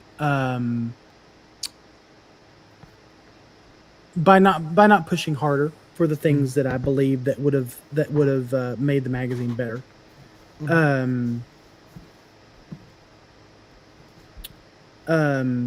We would have. So we had a whole. So in the beginning, we had a plan to. It was only going to be a digital magazine, right? The whole plan for physical copies was not even a concept yet. It was going to be primarily a digital magazine because that's basically low-hanging fruit.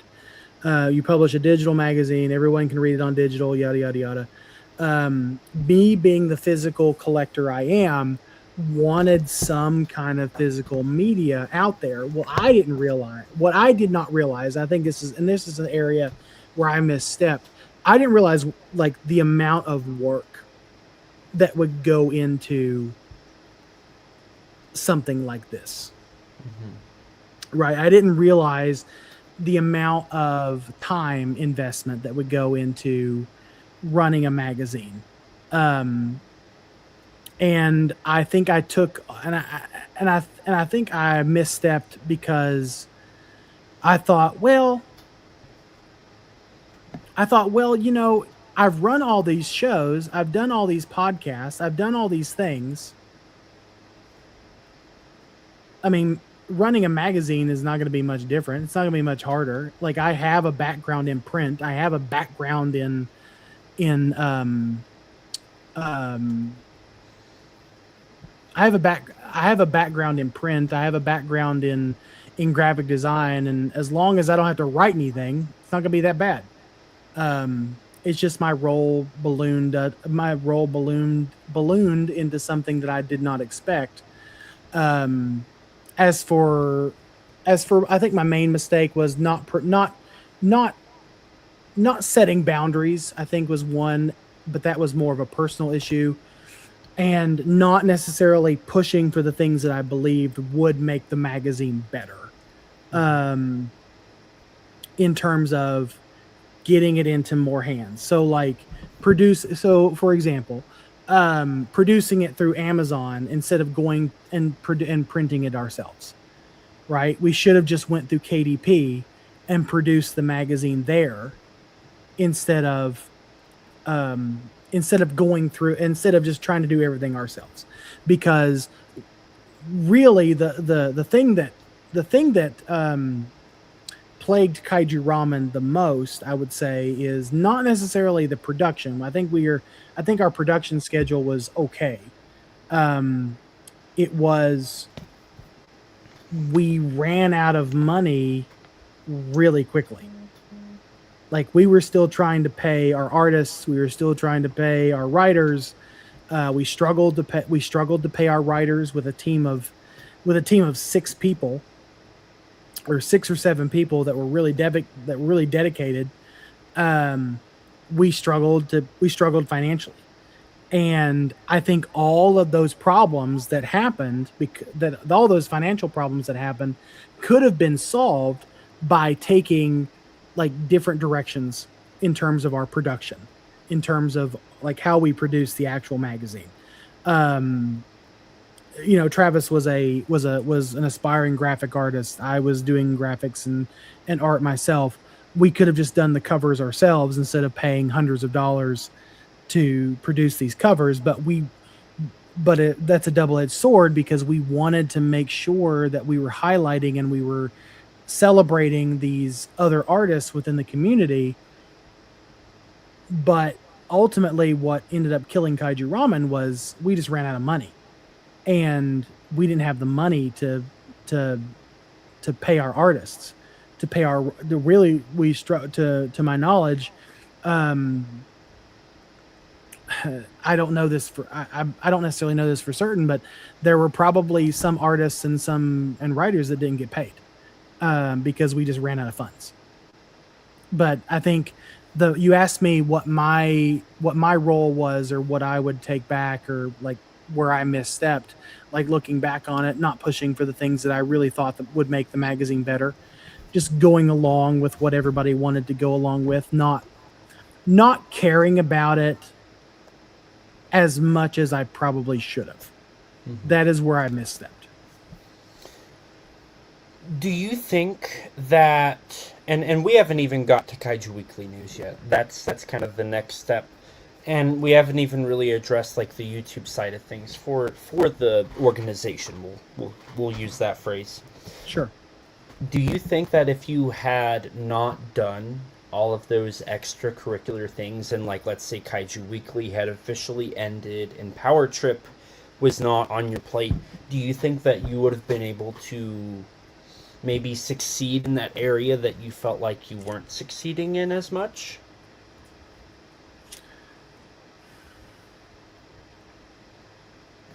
I don't think I understand your question. Go ahead, ask it again. So, had you not been also juggling all of the other extracurricular activities of Kaiju Ramen, would you have been able to maybe successfully achieve what you just described? Fighting for what you thought was right, being able to care a little bit more about the project, stuff like that. If my attentions were not divided, yes. If my attentions were not like divided between all these other projects, sure. I think that I was just distracted by a lot of other things, internal and external things, right? I don't regret my time. I don't regret doing the Power Trip or anything like that. I don't regret it at all. I think it was a worthwhile project. But I did invest more. I think I invested more time in producing that show, mainly because of that show's production schedule. Because we were doing bi-weekly episodes, so every 2 weeks we would produce an episode, and so there was a lot of content to consume in the meantime, and a lot of notes and a lot of things that Nathan and I would discuss on the back end, like long conversations about the shows and the series, that probably could have been dedicated like to growing the magazine more. But I also, um, I also told Travis uh, that I was wanting to focus on these projects, and he assured me that he could handle the rest. And I thought that gave me the green light to say, okay, well, I'm gonna focus on my passion projects, and I will do my duties with the magazine whenever I need to. But in the meantime, I'm gonna focus on my passion projects. You handle you handle the magazine. You said you have it. You said you got it. So I'm gonna trust you, and I'm gonna say, okay, here you go. Here's the thing.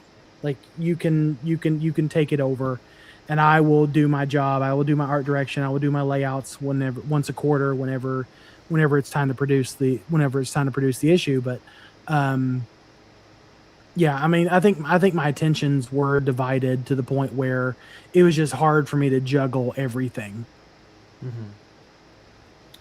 Do you remember how you felt after you left Kaiju Ramen in the Relieved. following days? Relieved, tired, uh a little sad, a little bittersweet, because you put so much when you put so much work into something like a project like when you put so much work into a project like Kaiju Ramen, you do have a level of investment there. And I'm trying not to sound like I wasn't invested, because I was invested in the project. I believed in the project, and the more people began to read and love the magazine, um that gave me a little bit of a boost, like I was actually doing the right thing by people. And so that's what kept me going for so long. um but I also, in the back of my mind, I thought, well, I'm not going to be able to do this forever. Life for me at that point had been changing. Like, my personal life had been changing, my financial life had been changing, my work life balance had been changing. Whenever I would log out of work, I would go straight into working on the magazine. So what would be a normal, like, say, 8-hour day for one person turned into like a 16-hour day or a 20 some hour day, because once my day job was over, I would have to go back and work on stuff for the magazine when it was time to. Now, granted, that was once a quarter, so it doesn't sound like a lot. But I would typically start working on issues. I would typically start working on articles as we got them in, just so I could stay ahead of it, because I didn't want to. Because there were times where I would try to put together an entire book in a weekend, and that's just a lot of work. Like, that's just a lot of, like, I would try to typeset and design all these articles out in an entire weekend, and I just did not like that at all. So as we would get articles, and as we would get final versions of those articles in, I would try to work on those as they came in, and sometimes it didn't work out like that, and most of the time it did. I I definitely believed in the project. I definitely believed in the project, but by the time it was over, just between the personal issues, the personal infighting, the mismanagement of funds, the mismanagement of other people's money, the mismanagement of the magazine itself, it just became too much for me to deal with, and I just didn't want to deal with it anymore. It sounds like there was a lot of time management problems when it comes to just everything in general, whether it be the time of delivery on somebody else, or the time on being able to do the graphics.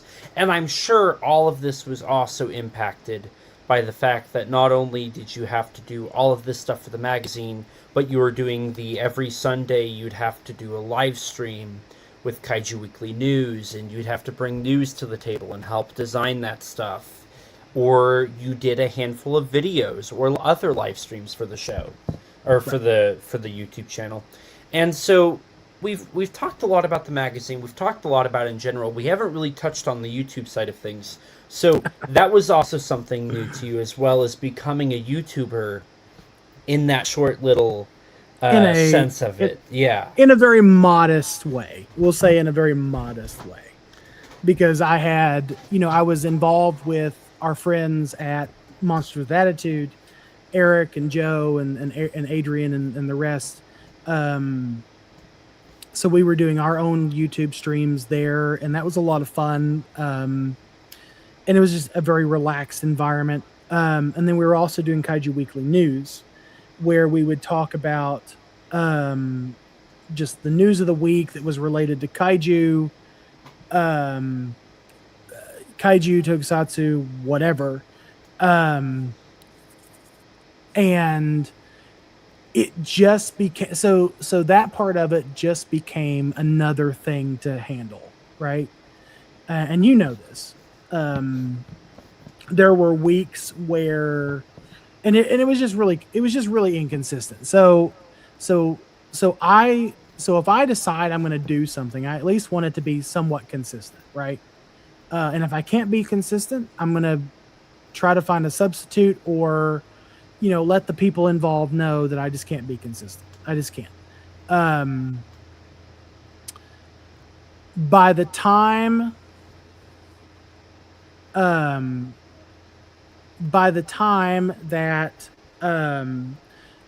we started Kaiju Weekly News, we were on, I want to say, like issue is 7, 8, maybe 9. I can't remember. Mentally, I was already mentally, I was already like checking out the door, right? Mm-hmm. I had told Travis that I did not want to participate in Kaiju Weekly. I was frankly maybe guilted, I would say, into doing it. Because the premise was, if I could devote so much time to, say, the Power Trip, then why couldn't I devote so much time to all these other projects that we had going on?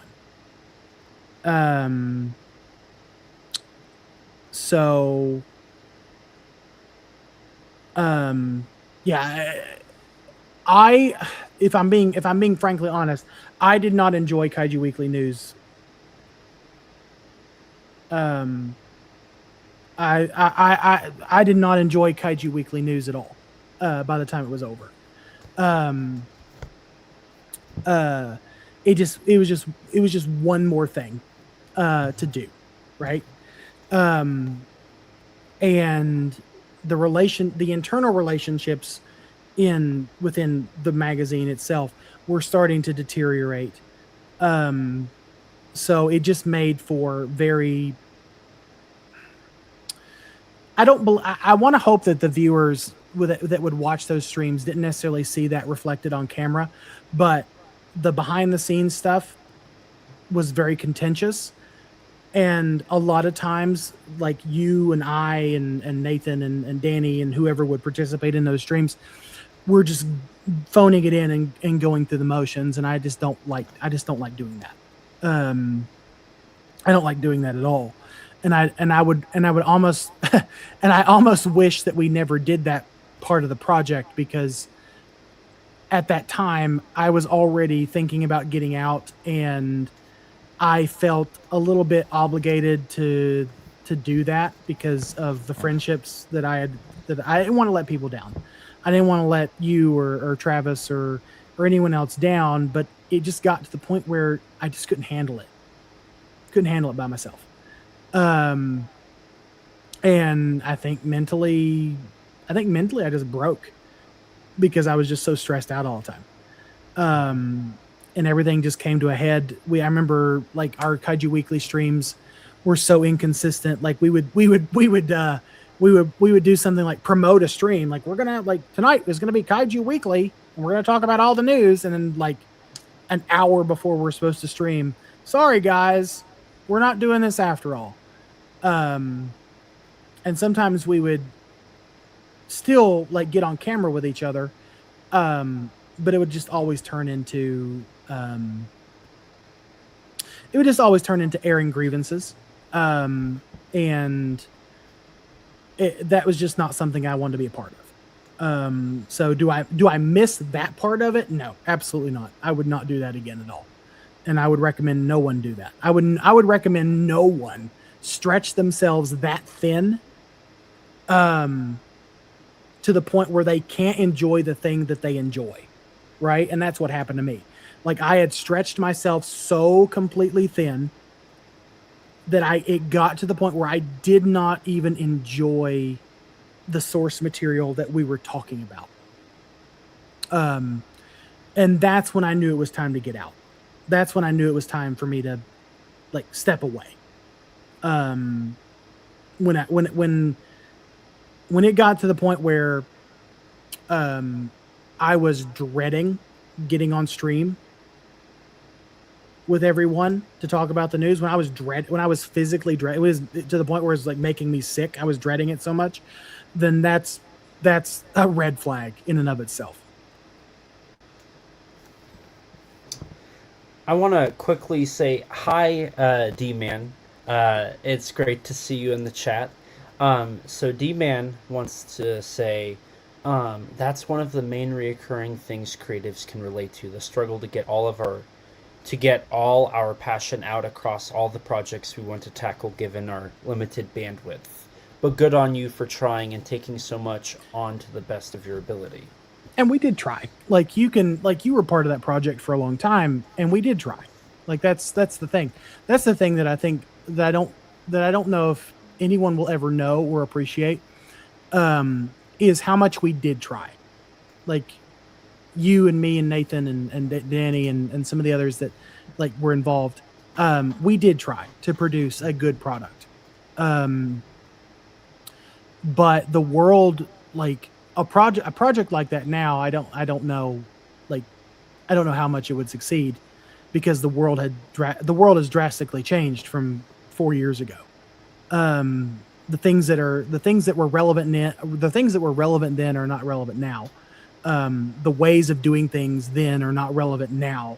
So in all honesty, like going back, if I were to go back and do it all over again, I would do things completely differently, because I look back on it and I see all the little, like, not huge mistakes, but all the like the little mistakes that happened over the course of, say, 2 years. All those little mistakes that happened that caused rifts in relationships, that caused like creative delays, that caused like conflicts behind the scenes that no one will ever see or no one will ever hear of. There was a lot of love that went into those things, and we had all stretched ourselves so thin. So, like, you know, you, for example, you have this show plus SRS plus all your independent filmmaking. Nathan has his personal writing, his book writing, his podcasts, his multiple podcasts. Danny has the GMP, the Godzilla novelization project. And really, which is huge. I mean, he's trying to do 30 movies as prose novels. Right. Yeah. He's trying to, like, Danny's really the hero here, because he's trying to do like way more than what I think we could ever imagine. Plus he just published his own book. And so I don't even want to think about the amount of work and research that went into putting that thing together.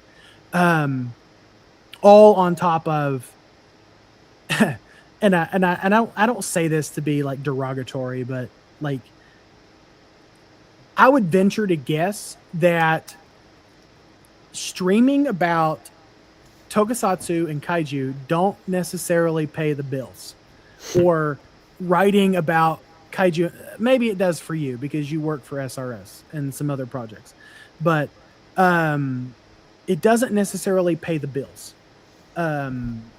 So we're all of us who just do the thing because we love the thing, we're doing this while juggling real life, right? We're juggling real life, like we're juggling family and friends and other relationships and jobs and all the other things, and we're just doing this on the side. Like we treated Kaiju Ramen like it was our job. When Kaiju Ramen first started, it was a passion project. It was something we were gonna, we were just gonna do it and just hope it worked. And if people liked it, that's great. If they didn't, okay, that's fine. At least we're doing the thing that we love. But then it turned into a job. It turned into like literally a second job for me and for other people that were working on it. And it just got too much. And it just got to the point where eventually, I gave my, because we were an LLC, because we were Kaiju Ramen Media LLC. I think that's what the name of it was. Because we were that, I had to go, like legally, I had to give a resignation. And in that resignation, I spelled out, like I said the thing, like I didn't, maybe not necessarily as openly as I have talked here and maybe on back channels, but at that point I had to give my resignation because I had to have a break, right? Something broke in me that it just was not healthy for me. So I had to just cut it off, right? I had to be done. I had to. And unfortunately, just to give a little, I mean, you can probably talk to this a little bit too if you want, but there was a plan to keep Kaiju Ramen alive for at least 6 months, if I'm remembering correctly. There was a plan to keep it alive. But due to creative differences, we'll say, that never happened. And that's sad, in my opinion. So, to venture a little bit out of Kaiju Ramen, Sure. after you had left Kaiju Ramen, you were still attached to one project, and then we're going to come back to Kaiju Ramen here in a minute. But you were still you've already addressed this. I want to get this out of the way. You were still attached to one project even after Kaiju Ramen, and that being Monsters with Attitude. Do you, because of the events that occurred at Kaiju Ramen, did you take a step away and you just quietly left that, or what was the process of Monsters with Attitude post Kaiju Ramen? I slowly phased myself out. Like I would stop showing up for streams, or I would decline streams, or I would find a reason to decline streams. Like I was working, which not necessarily, I'll be honest with you, sometimes weren't the truth. I just didn't want to stream, but I didn't have the heart to. I didn't have the heart to tell the guys that I just didn't want to do it, because I loved them all, like Joe and Eric and Adrian specifically. I did care. I cared about them all very much. So that got to the point where I would just slowly phase myself out. And they brought in other people, Jordan and some other, and others that their names are escaping me. So if they see this, I'm so sorry, but they brought in other people to supplement that, and I'm happy for them. I think they just passed. I still keep up with them. I think they just passed over. They're over 1,000 subscribers now on YouTube, and so good for them, doing their thing. And I wish them all well. I talked to Joe around Christmas time, and I hope he's doing great, and him and Melissa and the baby. And but yeah, I did. I think I phased myself out of that, and it caused a little bit of, I think it caused some hurt feelings, because I did just kind of walk away. I walked away for reasons I thought were good. Like I walked away from my own mental health. I walked away from my own sanity and my own bandwidth. Sure. But like I probably could have done it a better way, but at that point, like when you're in it, when you're physically and mentally in that place of burnout, like you don't see anything other than how can I get out of this? How can I get out of this as quickly as possible? Like you're in fight or flight in that moment when you're in burnout. And it's just exhausted. You know, my friendship and partnership with Travis falling out, and the deterioration of the magazine and then some other personal issues that were going on at the time. Just, it was the perfect storm for me just to say, you know what, fuck it. I just don't want to do this anymore. I'm tired. And I had to be honest with myself. One day I'm sitting in my apartment, I'm by myself, and I remember it because I'm watching Godzilla versus Mechagodzilla from '74, and it's right at the part where Godzilla and Mechagodzilla meet for the first time at the oil refinery. And it's, now mind you, it's one of my favorite movies. It's one I grew up with loving, and I still love it to this day. I turned it off. I turned it off and switched to something else because I was just like, I'm done. I can't. I don't care anymore. I just don't give a shit anymore. Right. And that was the low point where I was like, yeah, I just can't. And so I sent the guys at Monsters with Attitude a message, and I was like, hey guys, this is what's going on. I need to be done for a little bit. And what I thought would take like a few weeks, maybe a couple months, well, whatever, turned into almost 2 years of me just trying to find love for these properties and find love for this genre again. Yeah, and then just some behind the scenes drama. Not with the Monsters with Attitude guys, but with just some behind the scenes drama with the Kaiju Ramen and how that all closed shop. Which, to anyone listening who remembers Kaiju Ramen, I'm sorry how that ended. I wish it didn't end that way. Because ultimately, and I think you and me and Nathan and some others have talked about it. It deserved better, and it could have been better. It could have probably could still be alive today if things just had not have. It could have been alive today in its previous form, I should say,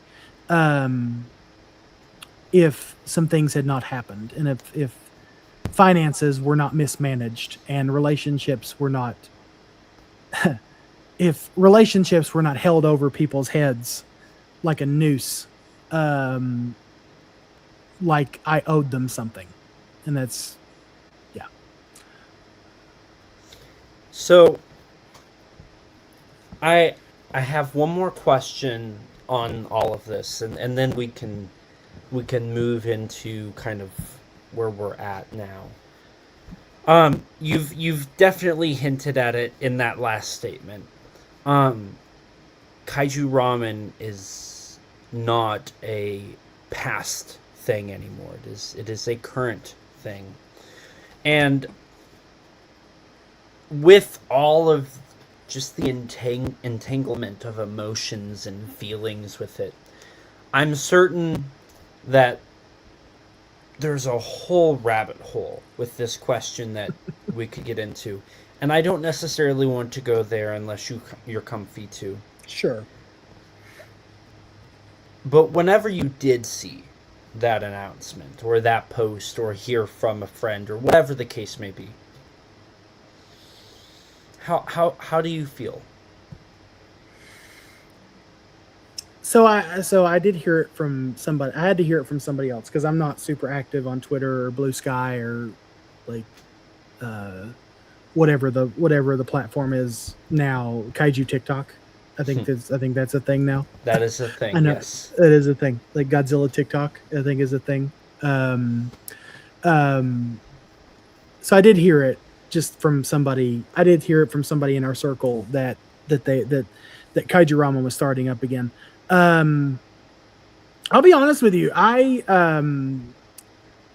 had a like kind of a what the hell moment because like I thought it was dead in the water. Like I thought that, like, you know, by all intents and purposes, GFan was the is the magazine, or was the magazine. I know they're closing up shop too with 150, and I can't help but think that this is a response to that. But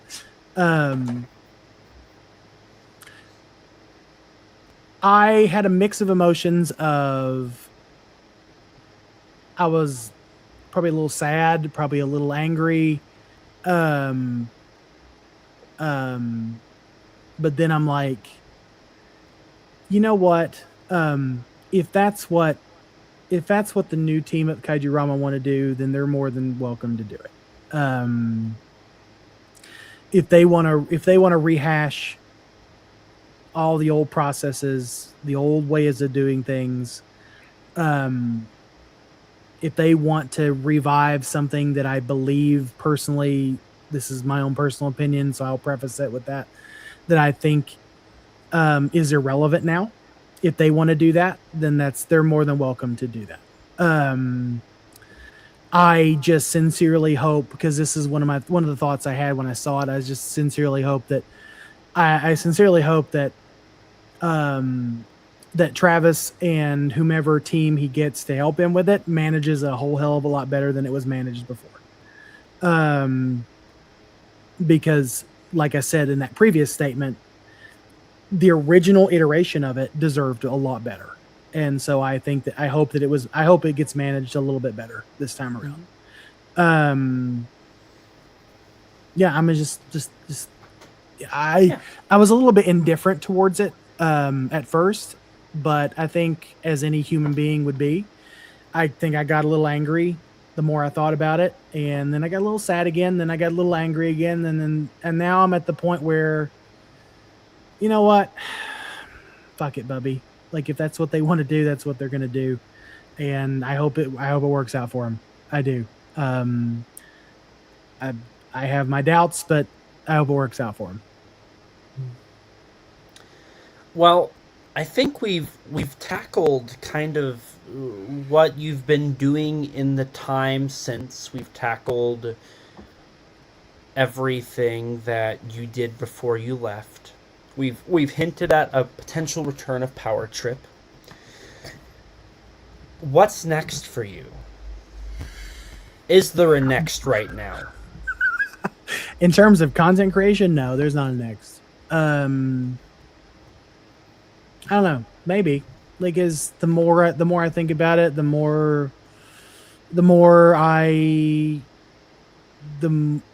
think about it, the more I believe that I would like to get more involved again at some point. Don't know what capacity that'll be. It could be podcasts. It could be, I don't know. I don't know what it could be. I think there is still room for something that I could do. Even though, as you told me, I'm out of touch because I'm almost 40. I'll never let you let it go. Yeah, I think there's some stuff that I would like to do, and there's still like I'm still connected to the people that matter to me. You know, me, Nathan, Danny, and some others that I'm still connected to that actually matter to me, that I'm sure we'll come up with something. As for like the big, like major, like time consuming projects, I don't know. I think they're I think with GFan ending, there's room for, I think there's now room, and there's a vacuum that needs to be filled. just don't know what that gets. I just don't know if what that needs to be filled by. Whether that needs to be filled by another magazine, does that need to be filled by another website like Kaiju United? Does it need to be filled by something totally different that people haven't thought of yet or people haven't utilized yet within this space? I don't know. The Godzilla space, in terms of like content creator space for it, has changed a whole hell of a lot. I don't even recognize some of the personalities that we're seeing pop up now. Don't recognize them at all. But I don't know. Maybe like as far as what life looks like for me now, just gonna be a stepdad. Like Danielle and I will be married. Danny and I will probably get married, and Danielle and I will probably get married in a few months, and I'll just be stepdad. And I don't know. Maybe I'll do some passions. Maybe I'll do some passion projects on the side. Who knows? But I'm smart and I'm old enough, and I've learned enough now. I know my limits. I know what the signs of burnout looks like. And yeah, hopefully next time around I'll just be smarter about it. Mm-hmm. Well, Michael, I think that we've kind of tackled quite a bit here. I guess the last thing that we can I really feel like asking is am I going to be the best man at your wedding? That's the question I'm going to ask.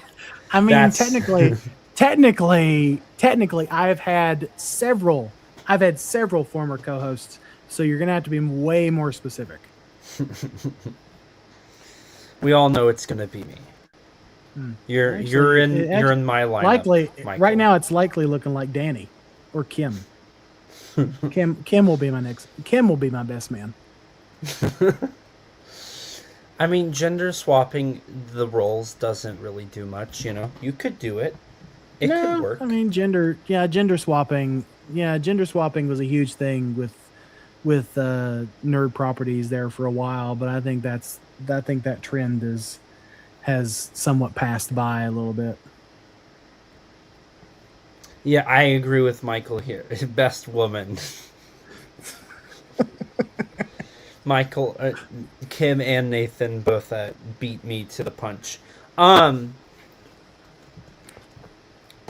So my final question here, is there something we haven't tackled here that you want to tackle? Let's see. We've tackled pre-Kaiju Weekly history. We've tackled Kaiju Weekly history. We've tackled Kaiju Ramen. We've tackled what I'm doing now. We've tackled the power trip. I think, I mean, without another 6 hours, and going to all the gory details, yeah, I think we've covered everything. So my last question then is we've talked about what brought you back, what got you kind of interested in this again. We've talked about where you were and what you were doing and what led to the death of it. We've made the full circle. What are you most looking forward to coming up? Are you aware of what's coming up? Are you in touch enough to know what's coming? -0 probably is probably the biggest thing, as my dog tries to get up on my lap. Probably -0 is the biggest thing. Supernova, sweet girl. Say hi to Ruby. She's famous now. But Ruby, what's your take on the kaiju genre? She could care less. she's probably hungry. It's almost dinner time, so she's probably hungry, so she could care less. But probably -0. Probably -0. Then after that, probably Supernova. Getting a Monarch season 3, whenever that happens, probably like 2029.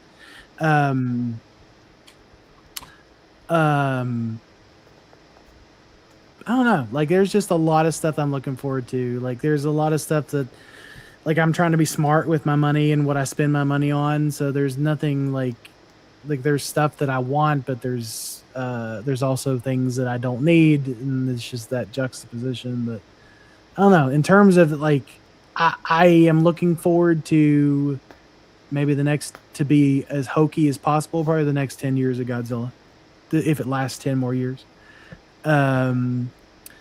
The next 20 more, and to much to your love and adoration, the next 20 years of the Monsterverse. Mm-hmm.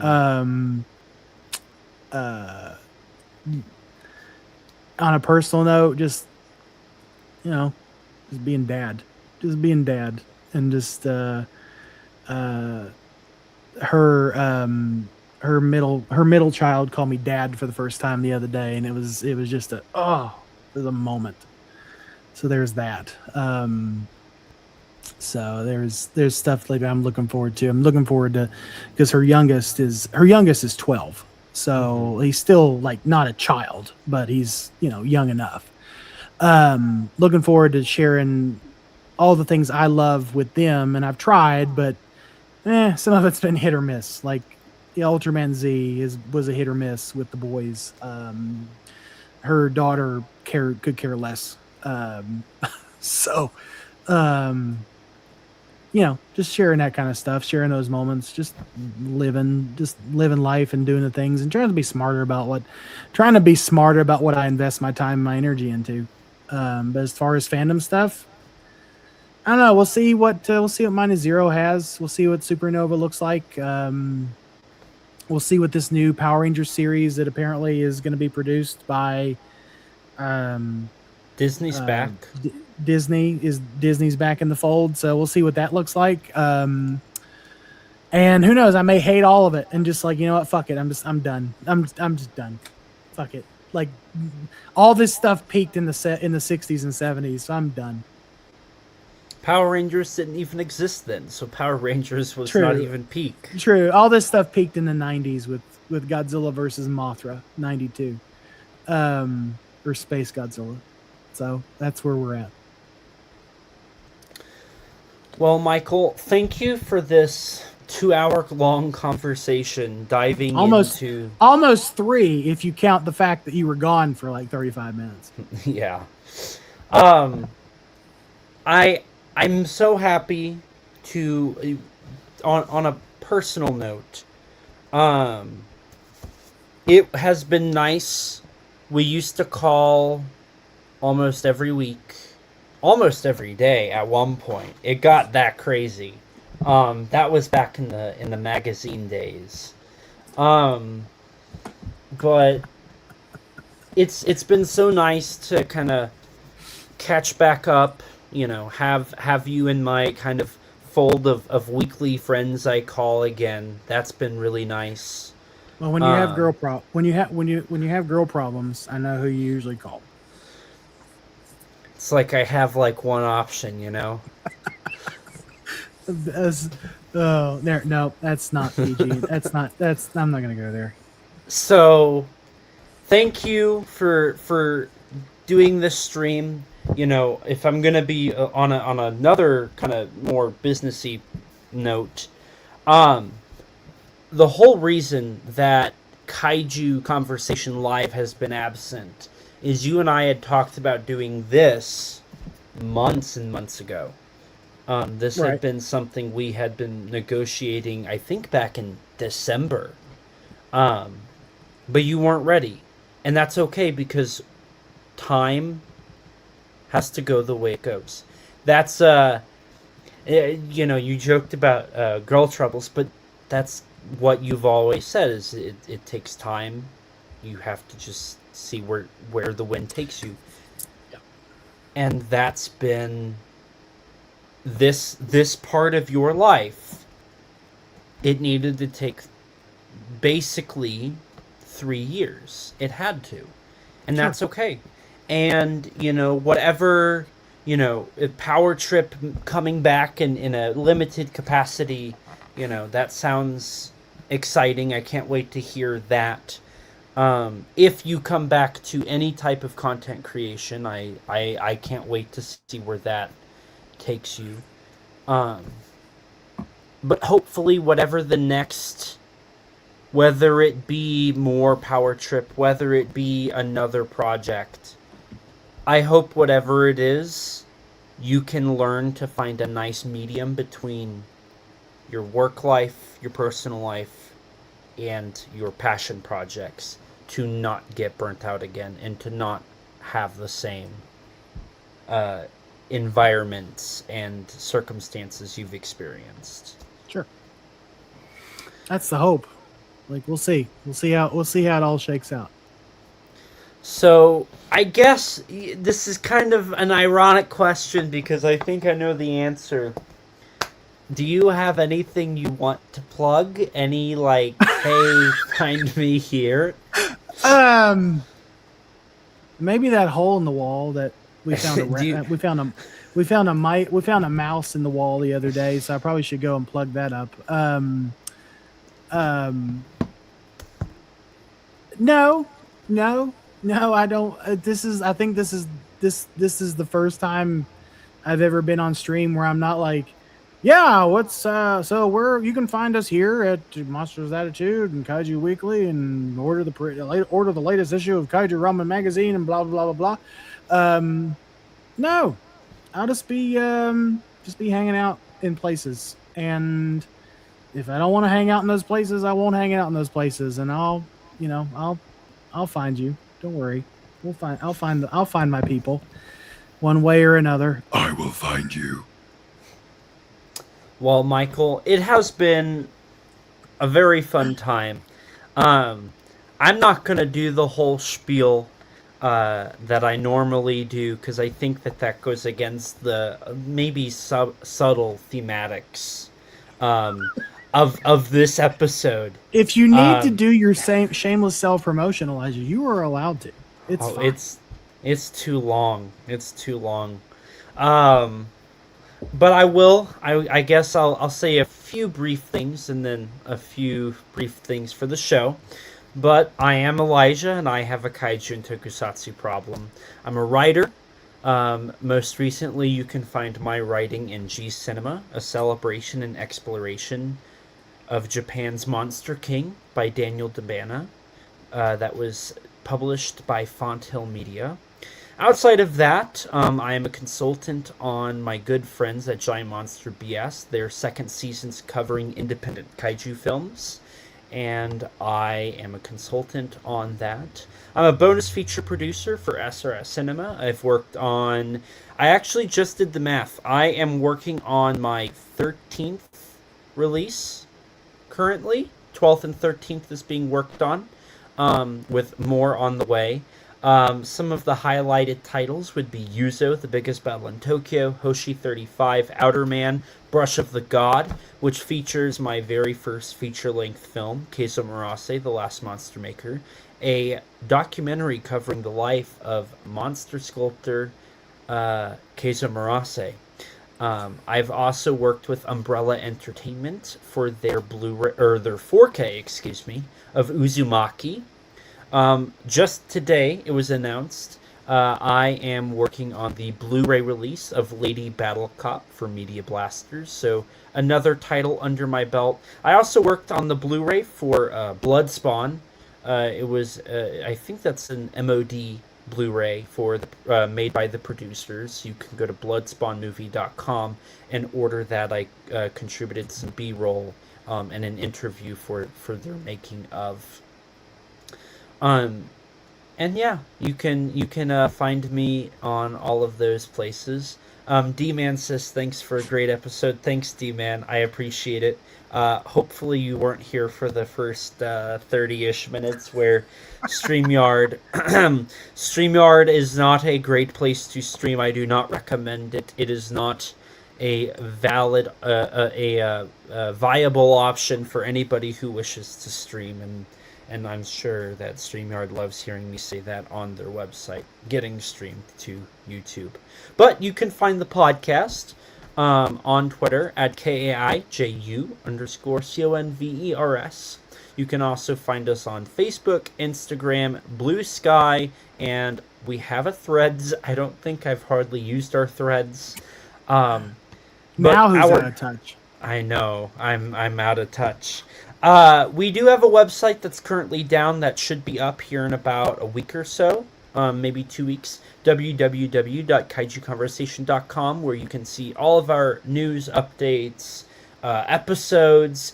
We also have, whenever it gets brought back from web suspension, we have a database of all the Japanese kaiju movies ever produced, to my understanding. I keep finding a couple titles here and there, but it is a list of over 600 movies, the porn films included.